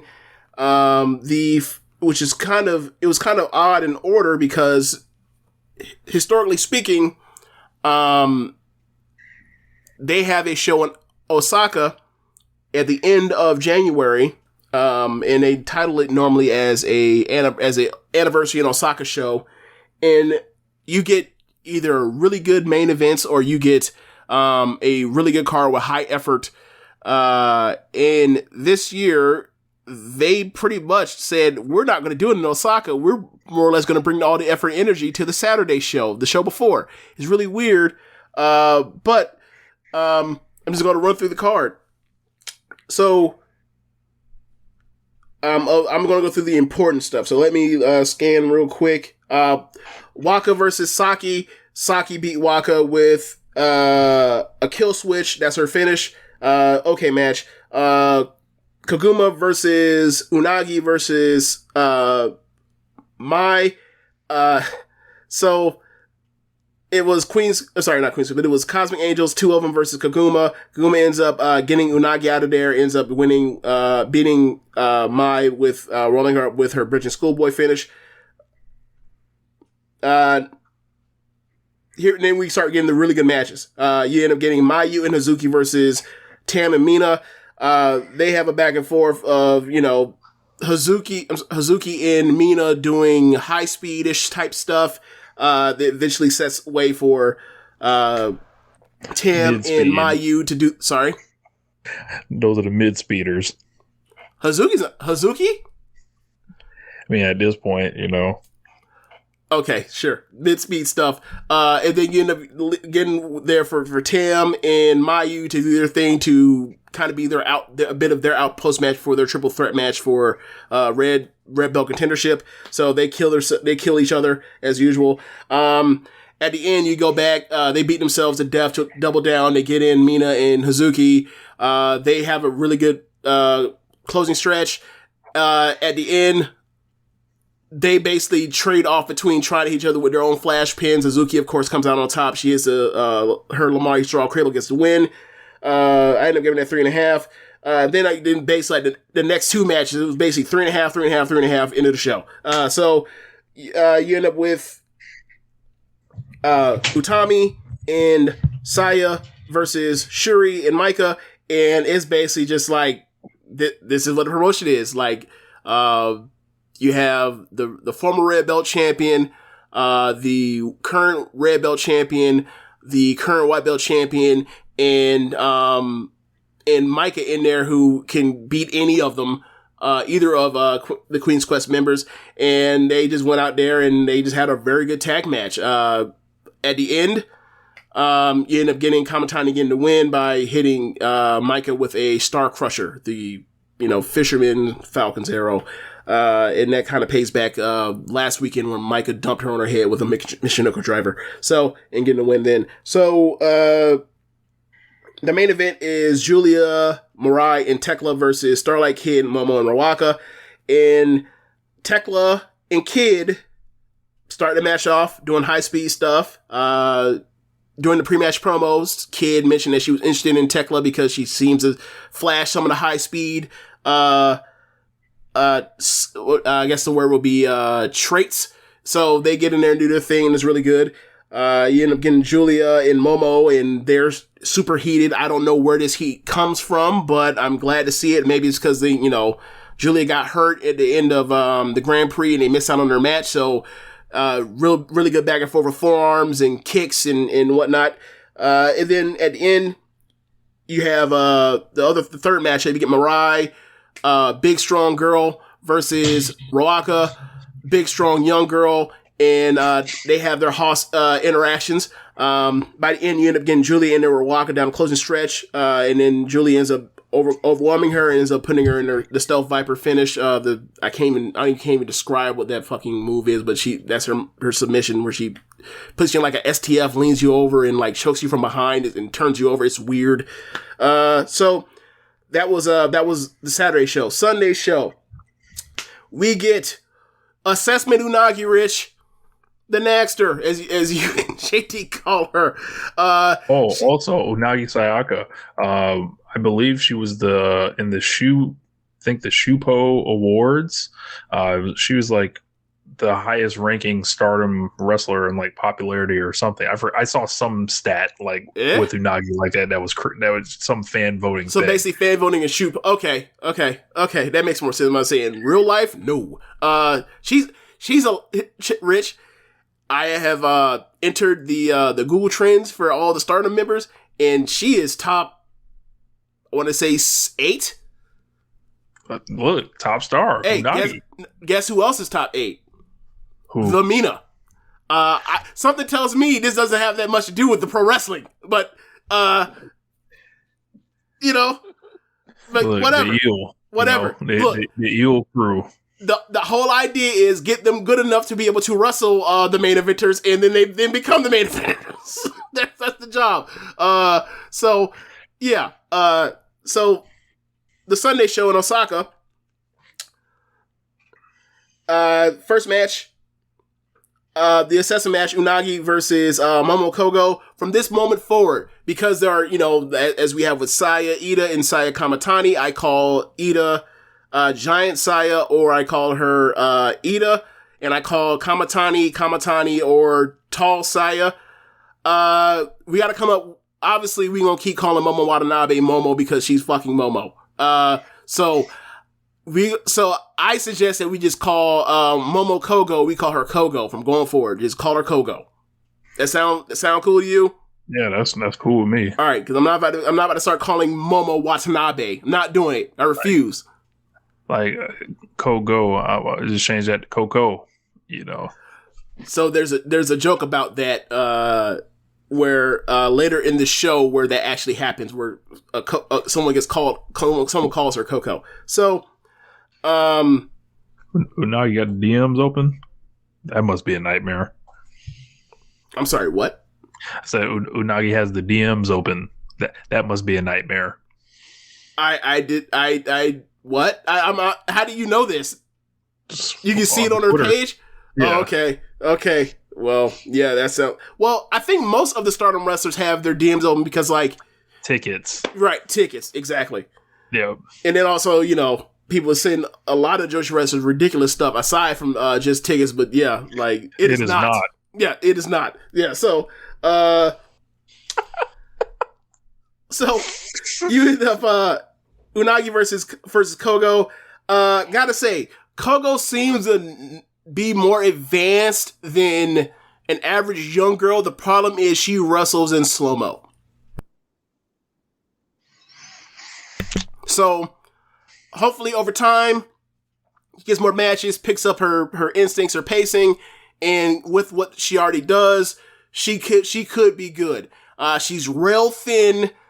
Get her in this weight program that Stardom has been having with the women wrestlers of late. In a year, she could be a totally different, with also matches. She could be in 100 matches. She could also be a totally different wrestler. I see why they added her. I feel like the Donald Del Mondo weightlifting team is the advanced unit. Oh man, look, you got Shuri, a former UFC fighter. You got the giant Himeka. You got the woman that has the nickname Strong Girl and Micah, former judoka. And you got Mirai, who's just like, dude, I think Mirai probably is like 5-10 pounds heavier than Micah, and it's all in her shoulders. I feel like Odell Ty don't lift no weights. I mean, comparatively speaking, they may as well not, right? Like Starlight Kid's the only one that's out here looks like they lifting weights compared to Donald Mondo. Everybody in Donald Mondo got definition in them arms. Anyway, so yeah, at the end, Unagi ends up beating Momo with a frog splash off the top rope.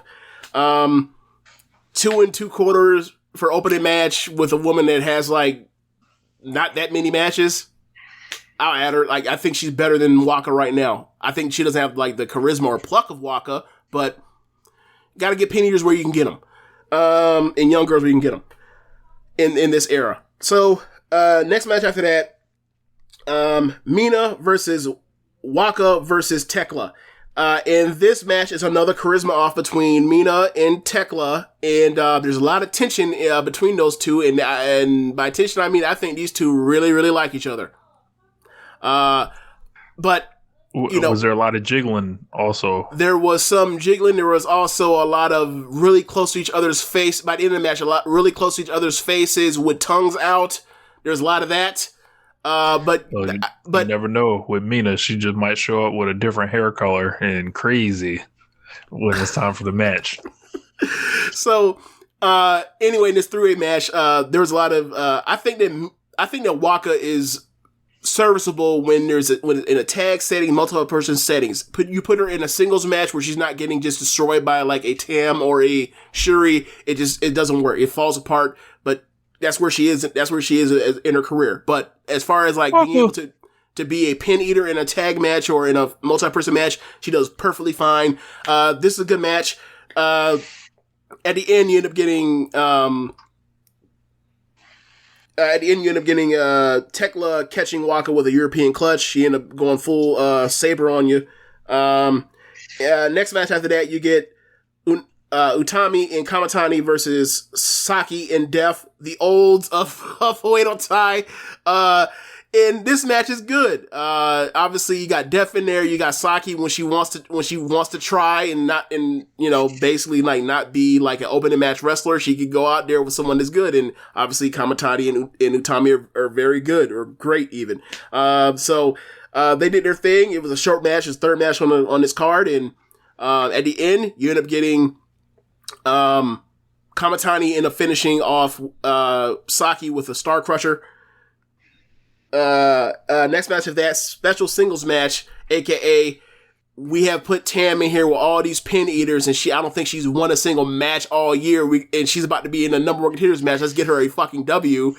She's in there with Mai and basically the second pin eater in Cosmic Angels versus the leader of Cosmic Angels.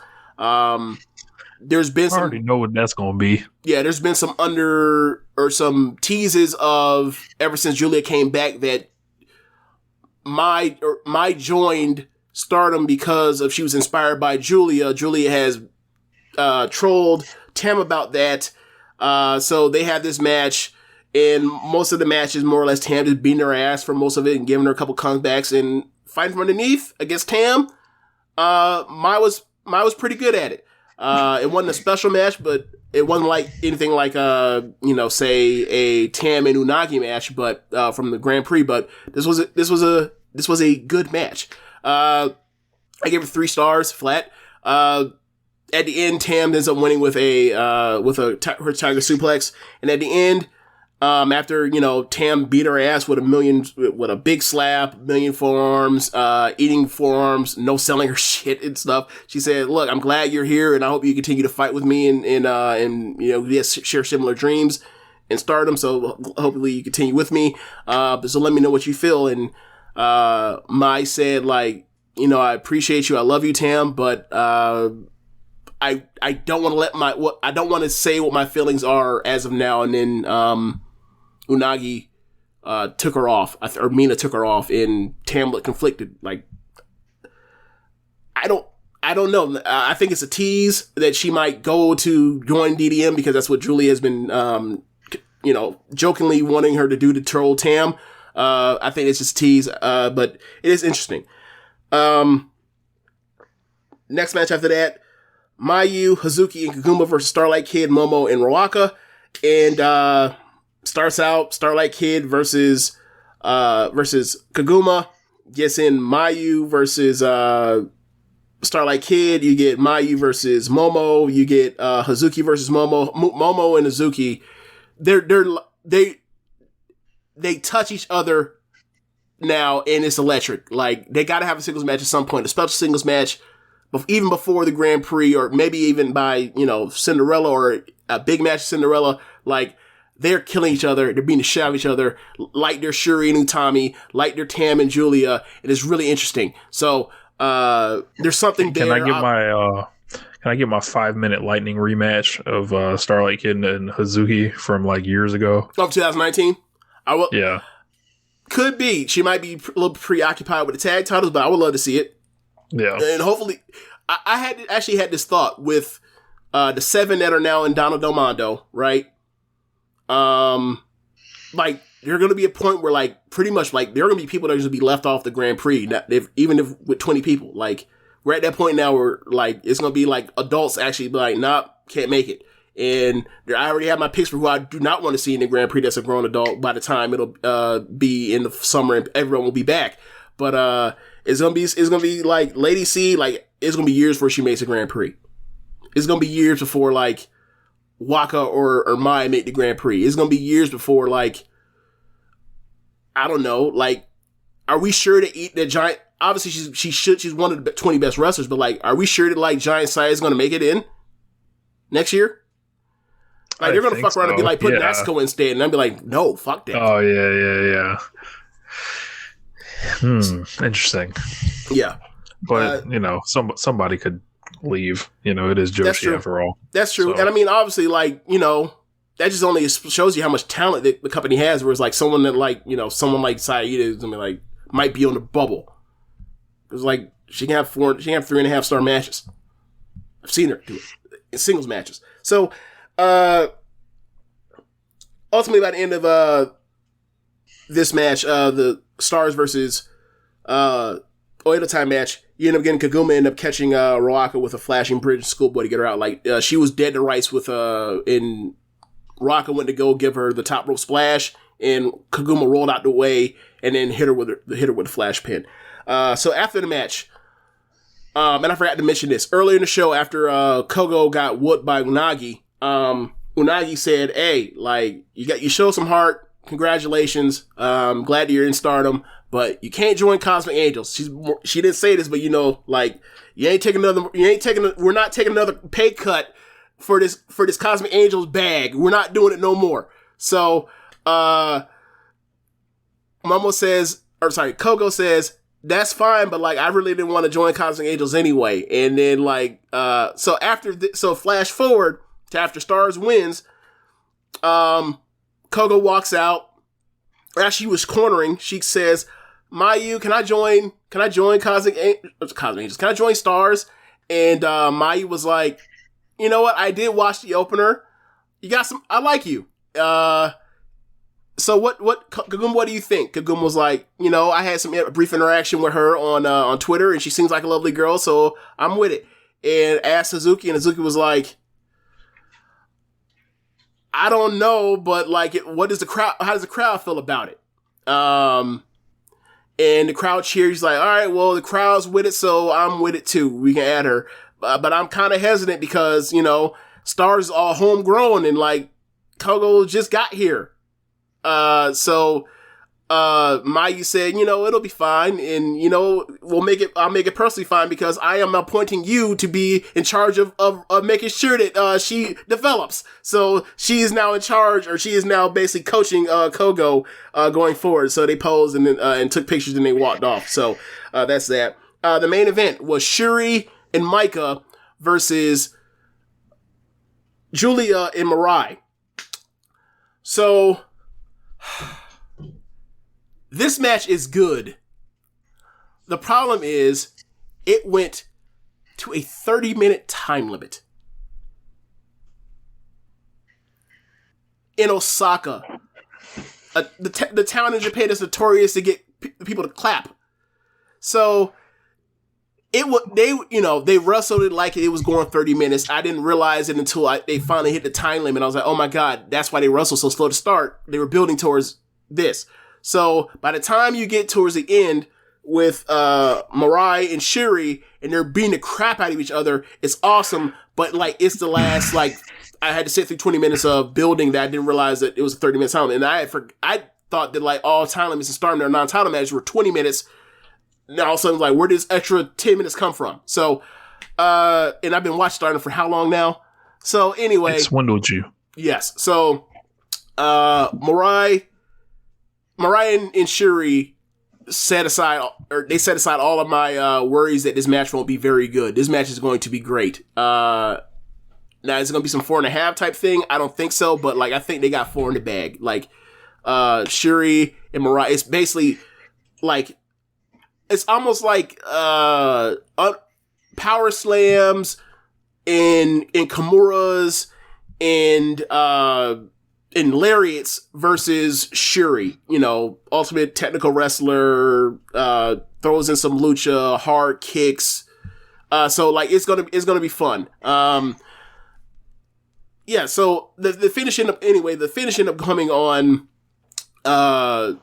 Shuri ends up hitting a bridging German suplex, and Julia runs in and makes a save, and then the bell rings. So that is the weekend for Stardom. So getting to the pay-per-view, let's go for basically top down. Shuri versus Mirai. I think we're all picking Shuri here in her first defense after winning the main event of the third biggest show or fourth biggest show in the history of the company, right? About to be Rainmaker shock, that would Mirai going to right. That would be funny. I gotta tell you, like, I don't think she's as good as Kazuchika Okada was at the time when he beat Hiroshi Tanahashi. Just a guess. So the triple threat match for the number one contendership is semi-main event. It is Mayu versus Julia versus Tam. They've all been put in tag matches against each other of late to kind of show you what it looks like. Obviously, I didn't need that with Tam versus either of those two, like her two biggest rivals, basically, in the promotion. Like, I already know what that is. Mayu and Julia, like, they've had a pair of great matches together. It's just, they just rarely ever wrestled. Like, I think they've wrestled 3 times ever, like in singles matches. So, I don't know. Like, Mayu is very good in triple threat matches. Like, particularly, 2020's match with, Momo and, Konami was awesome. Fucking awesome. So, like, I expect this to be a great match. Obviously, like, it's those 3 anyway, but like, just as far as like even in the setting of it being a 3-way, it's going to be interesting because like Stardom really do big match 3-ways, and this is like the first one I can remember ever happening, on a pay-per-view. So, I think the idea that it's 2 falls is cool, where it's like, the first fall gets a title shot at, Sumo Hall in March, and then because there's 2 March Sumo Hall shows back to back, and then on the other show, the second fall, after it turns to a singles match, whoever wins that will also get a shot. So, I have no idea. The only thing I'm pretty sure of is that Julia is going to win one of the falls. I don't know about the other one though. What's your thinking on it, Rich? I feel like they gotta save Julia for down the road. Do your Mayu and do your Tam match, and you revisit Tam and Julia by the time Julia's the red belt champion. So you go with Julia losing, getting out of the way, let her stablemate keep carrying the belt. That makes a lot of sense. Because, like, I think that if you were to ask me who do I think is going to win the Grand Prix this year, it'd probably be Julia, because Julia was supposed to win it last year. But, God fixed the booking. So there's that at play. So I could definitely see that.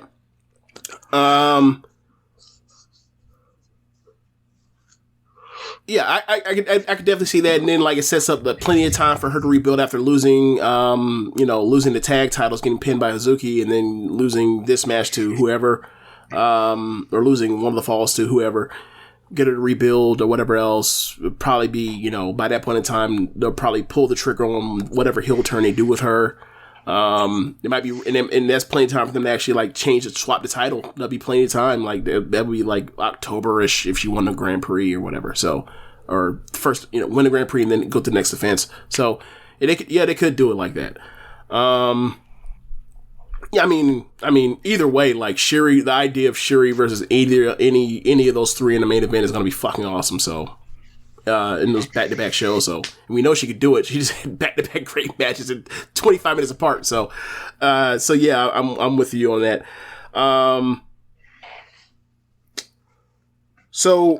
Next match after that, the white belt title match, Kamitani versus Unagi, a match that like I am more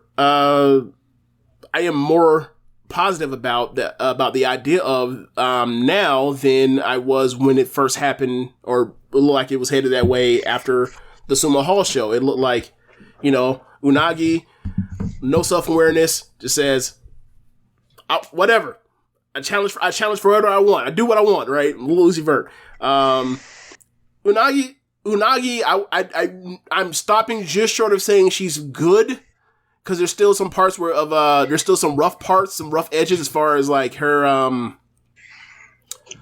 as far as like basically like her movements or whatever else. But much like, that TAM match that she had when she challenged for the belt in November, like you put her in a focus match, she has the spots, she's going to work with someone that's also damn good.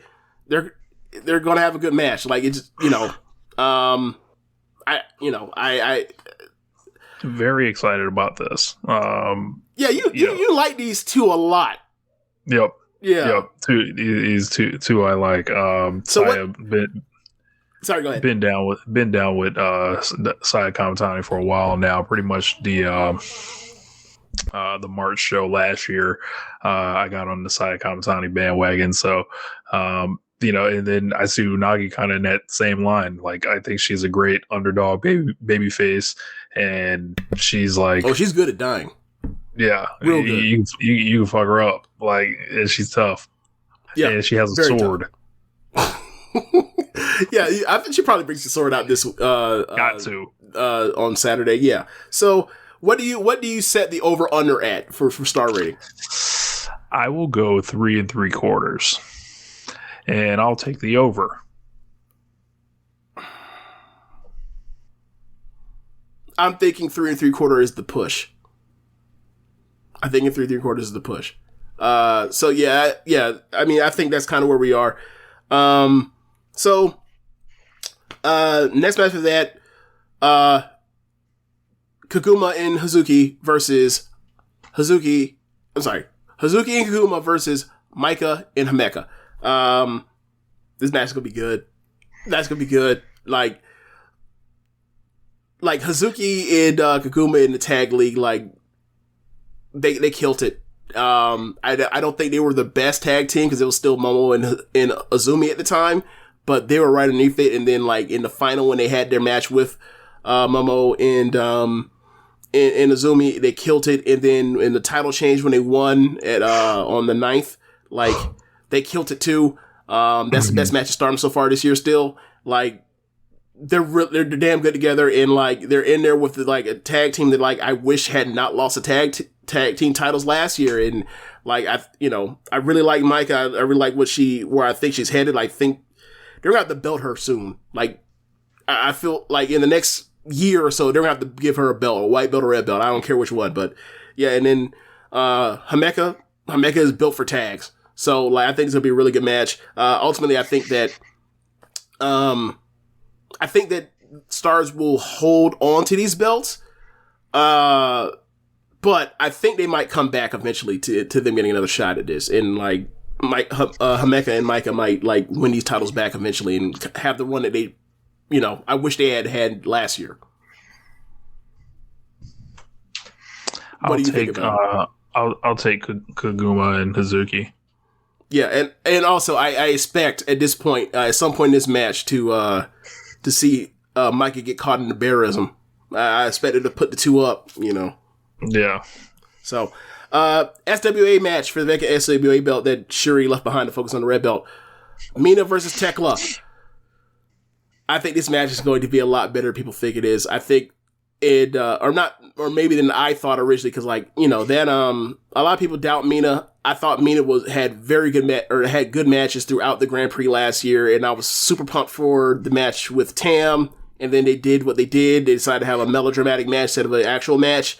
So I think this is her chance to redeem herself in a big singles capacity, or big as one assistant. And like her and Tekla clearly have good in-ring chemistry so far. So like as a third match on the card, I feel like they're just gonna go out there and have like a 3 1/4 match in like 7 minutes to get that hell out of there, and it's gonna be fun. I think Tekla has to win this thing. Yeah, I think this has Tekla written all over it. Like it's essentially a giant reset for that belt, and put it on essentially what's still an outsider, and then let her carve her identity holding that belt in the promotion. Yeah. So, second match. Originally, this was supposed to be Utami versus Momo, but I don't know if it's because there was a situation with Zumi's nose where they had to originally go with that as a singles match or not, or whatever else, but we're here now. Queen's Quest versus Oedo Tai, Utami and Azumi versus Momo and Kid. I don't know why this is the second match on the card. I wish this was like the third from the top so we could go and get them in there for like 15 minutes so they can go out there and kill it in the tag match. But as a number 2 match on the card, this is a hell of a number 2 match. Like, this is 4 of the best wrestlers in the world put together, and there's a grudge there, and a feud there, and a betrayal there, and, a broken, a almost broken nose, and someone used a wrench. Like, I just hope Natsuko stays the fuck away. I hope the rest of Oedo Tai stays away. Like, they can get 1 or 2 spots of heat, but, like, outside of that, let these 4 go at it, because, like, this match is, like, this lineup of talent, like, this could be, like, if they wanted to, it won't be because of the time of the sliding on the card, but like if they wanted to be, they could go out here and have one of the better matches in Stardom of the year. It just happens to be put here. I kind of think that like Oedo Tai needs to win. To get this thing over to go where I think they're trying to go with Momo as a red belt challenger in the future for Shuri, to kind of get some kind of ungeekify Oedo Tai. I kind of think that, I think you kind of got to give the heels the win here. What do you think, Rich? I am with you. They need to be established. Like, I don't want to beat Momo and take that heat off her until a singles match. Yeah, like get this evil Momo here with Shuri and let her lose, and then after that do what you want. But yeah, I'm with you. In the opener, Lady C, who somehow is still alive, versus Hannon for the future title. I just hope this match is good. Like, they're both good wrestlers. It's an opening match in the Stardom, and it's a futures belt. So like, I feel like it's gonna be a good match. I ultimately think that Lady C will win this belt, but I don't think she wins it here. I think that Hannon holds on. Hannon just won it at Sumo Hall.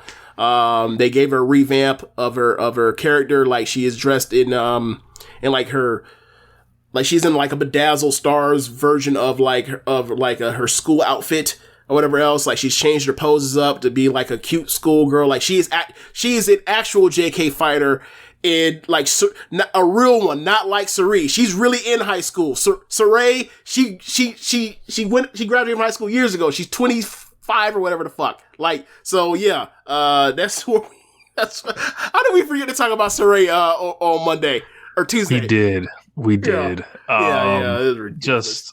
When I saw it, I was like, now I felt bad for my boy Zach Porter, because he was a big proponent of the Sun God, as she was called. Yes. I never really thought she had found her footing in NXT under her previous presentation. Yep. Like, I don't think she was on the EO level or the Kyrie level, anything like that. They did not push her in that way, no.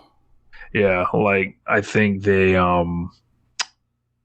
I don't know, man. I saw that and I like they were playing in the stereotypes, and it's funny. NXT 2.0 was getting held up as like this bastion of diversity and everything else. Like I'm like they're just doing stereotypes, like one note stereotypes. Like this isn't the dream. A 25-year-old schoolgirl fighter and a Nazi.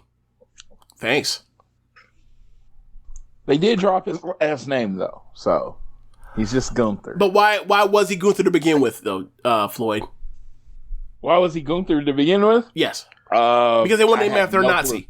I see. This is what I'm gonna say. Is I think Walter was down with the name change. So when they eventually screw him up and he gets his bag, he can say, "Well, that name was stupid," and go back to being Walter, like Kenta did with Hideo Itami. So he was like, "I'm gladly change my name. Do it. Pick whatever name you want." Maybe my thing is like, we've always heard about like they give you, they tell you to come up with like a bunch of names and whatever else, and then they okay whatever, either the talent gives names and they okay it, or the company gives names and the talent eventually okays it. But it's like, okay, so what was number 2 on the list once y'all found out Gunther Stark should be unavailable? Because why didn't we go to number 2? I don't understand why we didn't go number 2. It's so weird.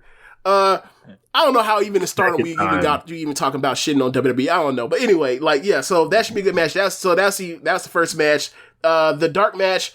It is a battle royal with 7 people in it. So I don't know how that works, but that's what they do. It's a battle royal with 7 people in it. If it's any good, we'll talk about. We know we'll talk about dark matches for pay-per-views, but yeah, like should be a great show with 7 matches. All 7 should be good. 1, 2, 3, 4. 4 I expect to be great, or 4 should be. You should expect to be great. So yeah, like good luck Royal Rumble. If you're someone that watches Stardom in WWE, good luck Royal Rumble trying to keep up with Rumble matches after you see like Shuri and Mariah beat the shit out of each other. So there's that. Is there anything else to add to this show? Nope. Okay. I did want to throw one thing in about your thing. The way that person joined the faction, the way you described it was the greatest way I've ever heard someone join a faction ever. Hey, I want to be in a faction. Hey, you want her in? You want her in? Oh, okay. You're in. That is awesome. I mean, I do that more. I mean, like, because, like these shows are house shows, and Japanese wrestling is a lot like that, especially ones that have factions. A lot of that is just more like very stripped down and very basic. And like, that's kind of the reason why I like Joshi so much, because like, they're not trying to, or just pure in general. It's like, they give you like the sports presentation, like the stuff, like pretty much anything involving like character or emotion is like at its barest and is as needed. Like you're not gonna get like there is nobody coming out just to give you a 20-minute promo to start off a Stardom show. Like that's never happening. No, like the closest thing you get is like, oh, maybe someone's retiring or something at the start of a show. Like so, It's just easy watch. It's for me. It's easy watch. Like to give the sports first thing, everything else after that is like, why was this match booked? Because it's sport. Like you go out there and you fight. That's how you like it. Like it's not this big reveal or somebody turning on somebody. It's like, I like your group. Can I hang with you? Yeah, sure. Okay, you're responsible for her. It's like, wow. Yeah. I mean, that's I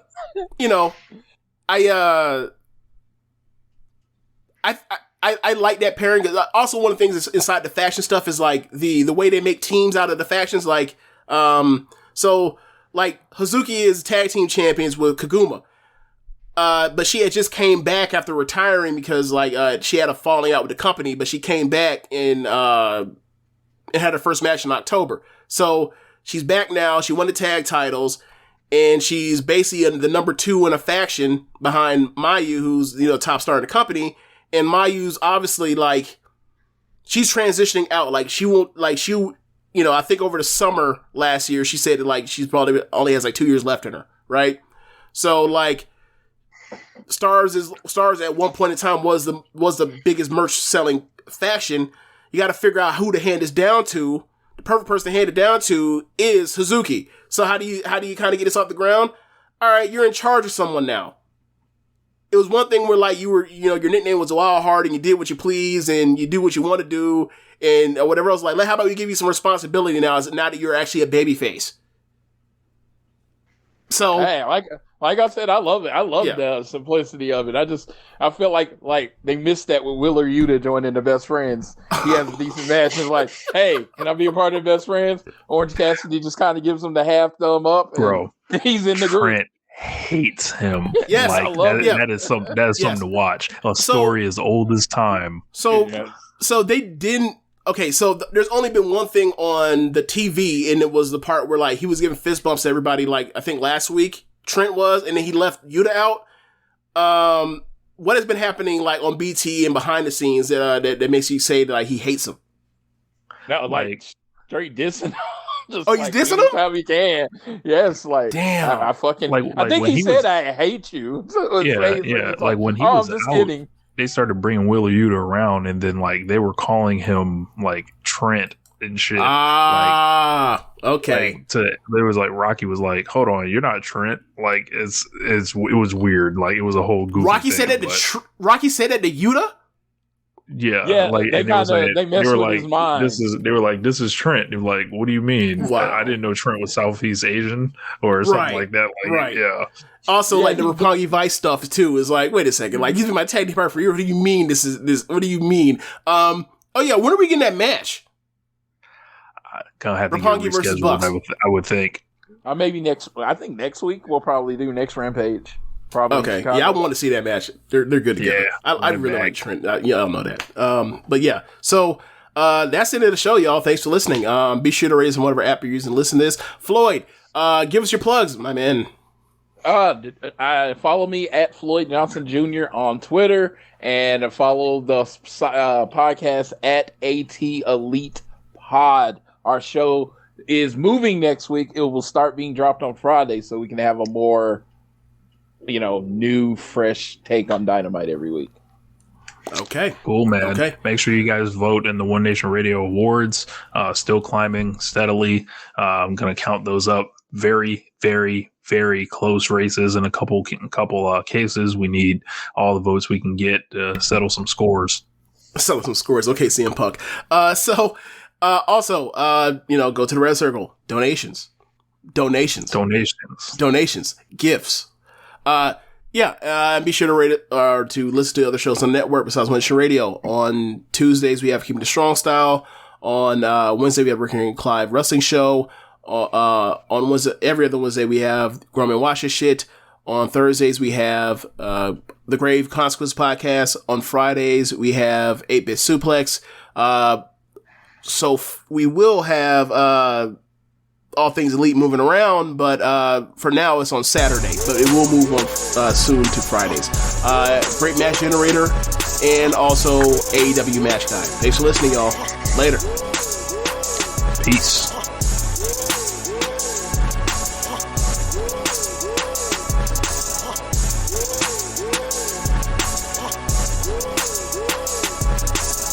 More than 1 in 3 people will face cancer in their lifetime. Unfortunately, fear can stop you from getting your cancer screening, but it won't stop cancer. Early detection can save your life. Don't wait for symptoms to appear to act. Cancer screening is safe, effective, and accessible for everyone, including free or low-cost screening programs. Go to cancerscreeninfo.com right now for free screening resources and recommendations from the American Cancer Society. Don't wait. Early detection can save your life. Go to cancerscreeninfo.com today. Cancerscreeninfo.com. Did you know Amazon provides ways of working that fits your lifestyle? They know you value your time outside of work, juggling family, school, friends, or other activities. That's why they offer a variety of shifts that work for you. There are full-time, part-time, and even temporary opportunities that can work with your schedule. With great starting pay and sign-on bonuses, if you want a career that fits and adapts to your lifestyle, head to Amazon.com/apply. Amazon is a proud equal opportunity employer.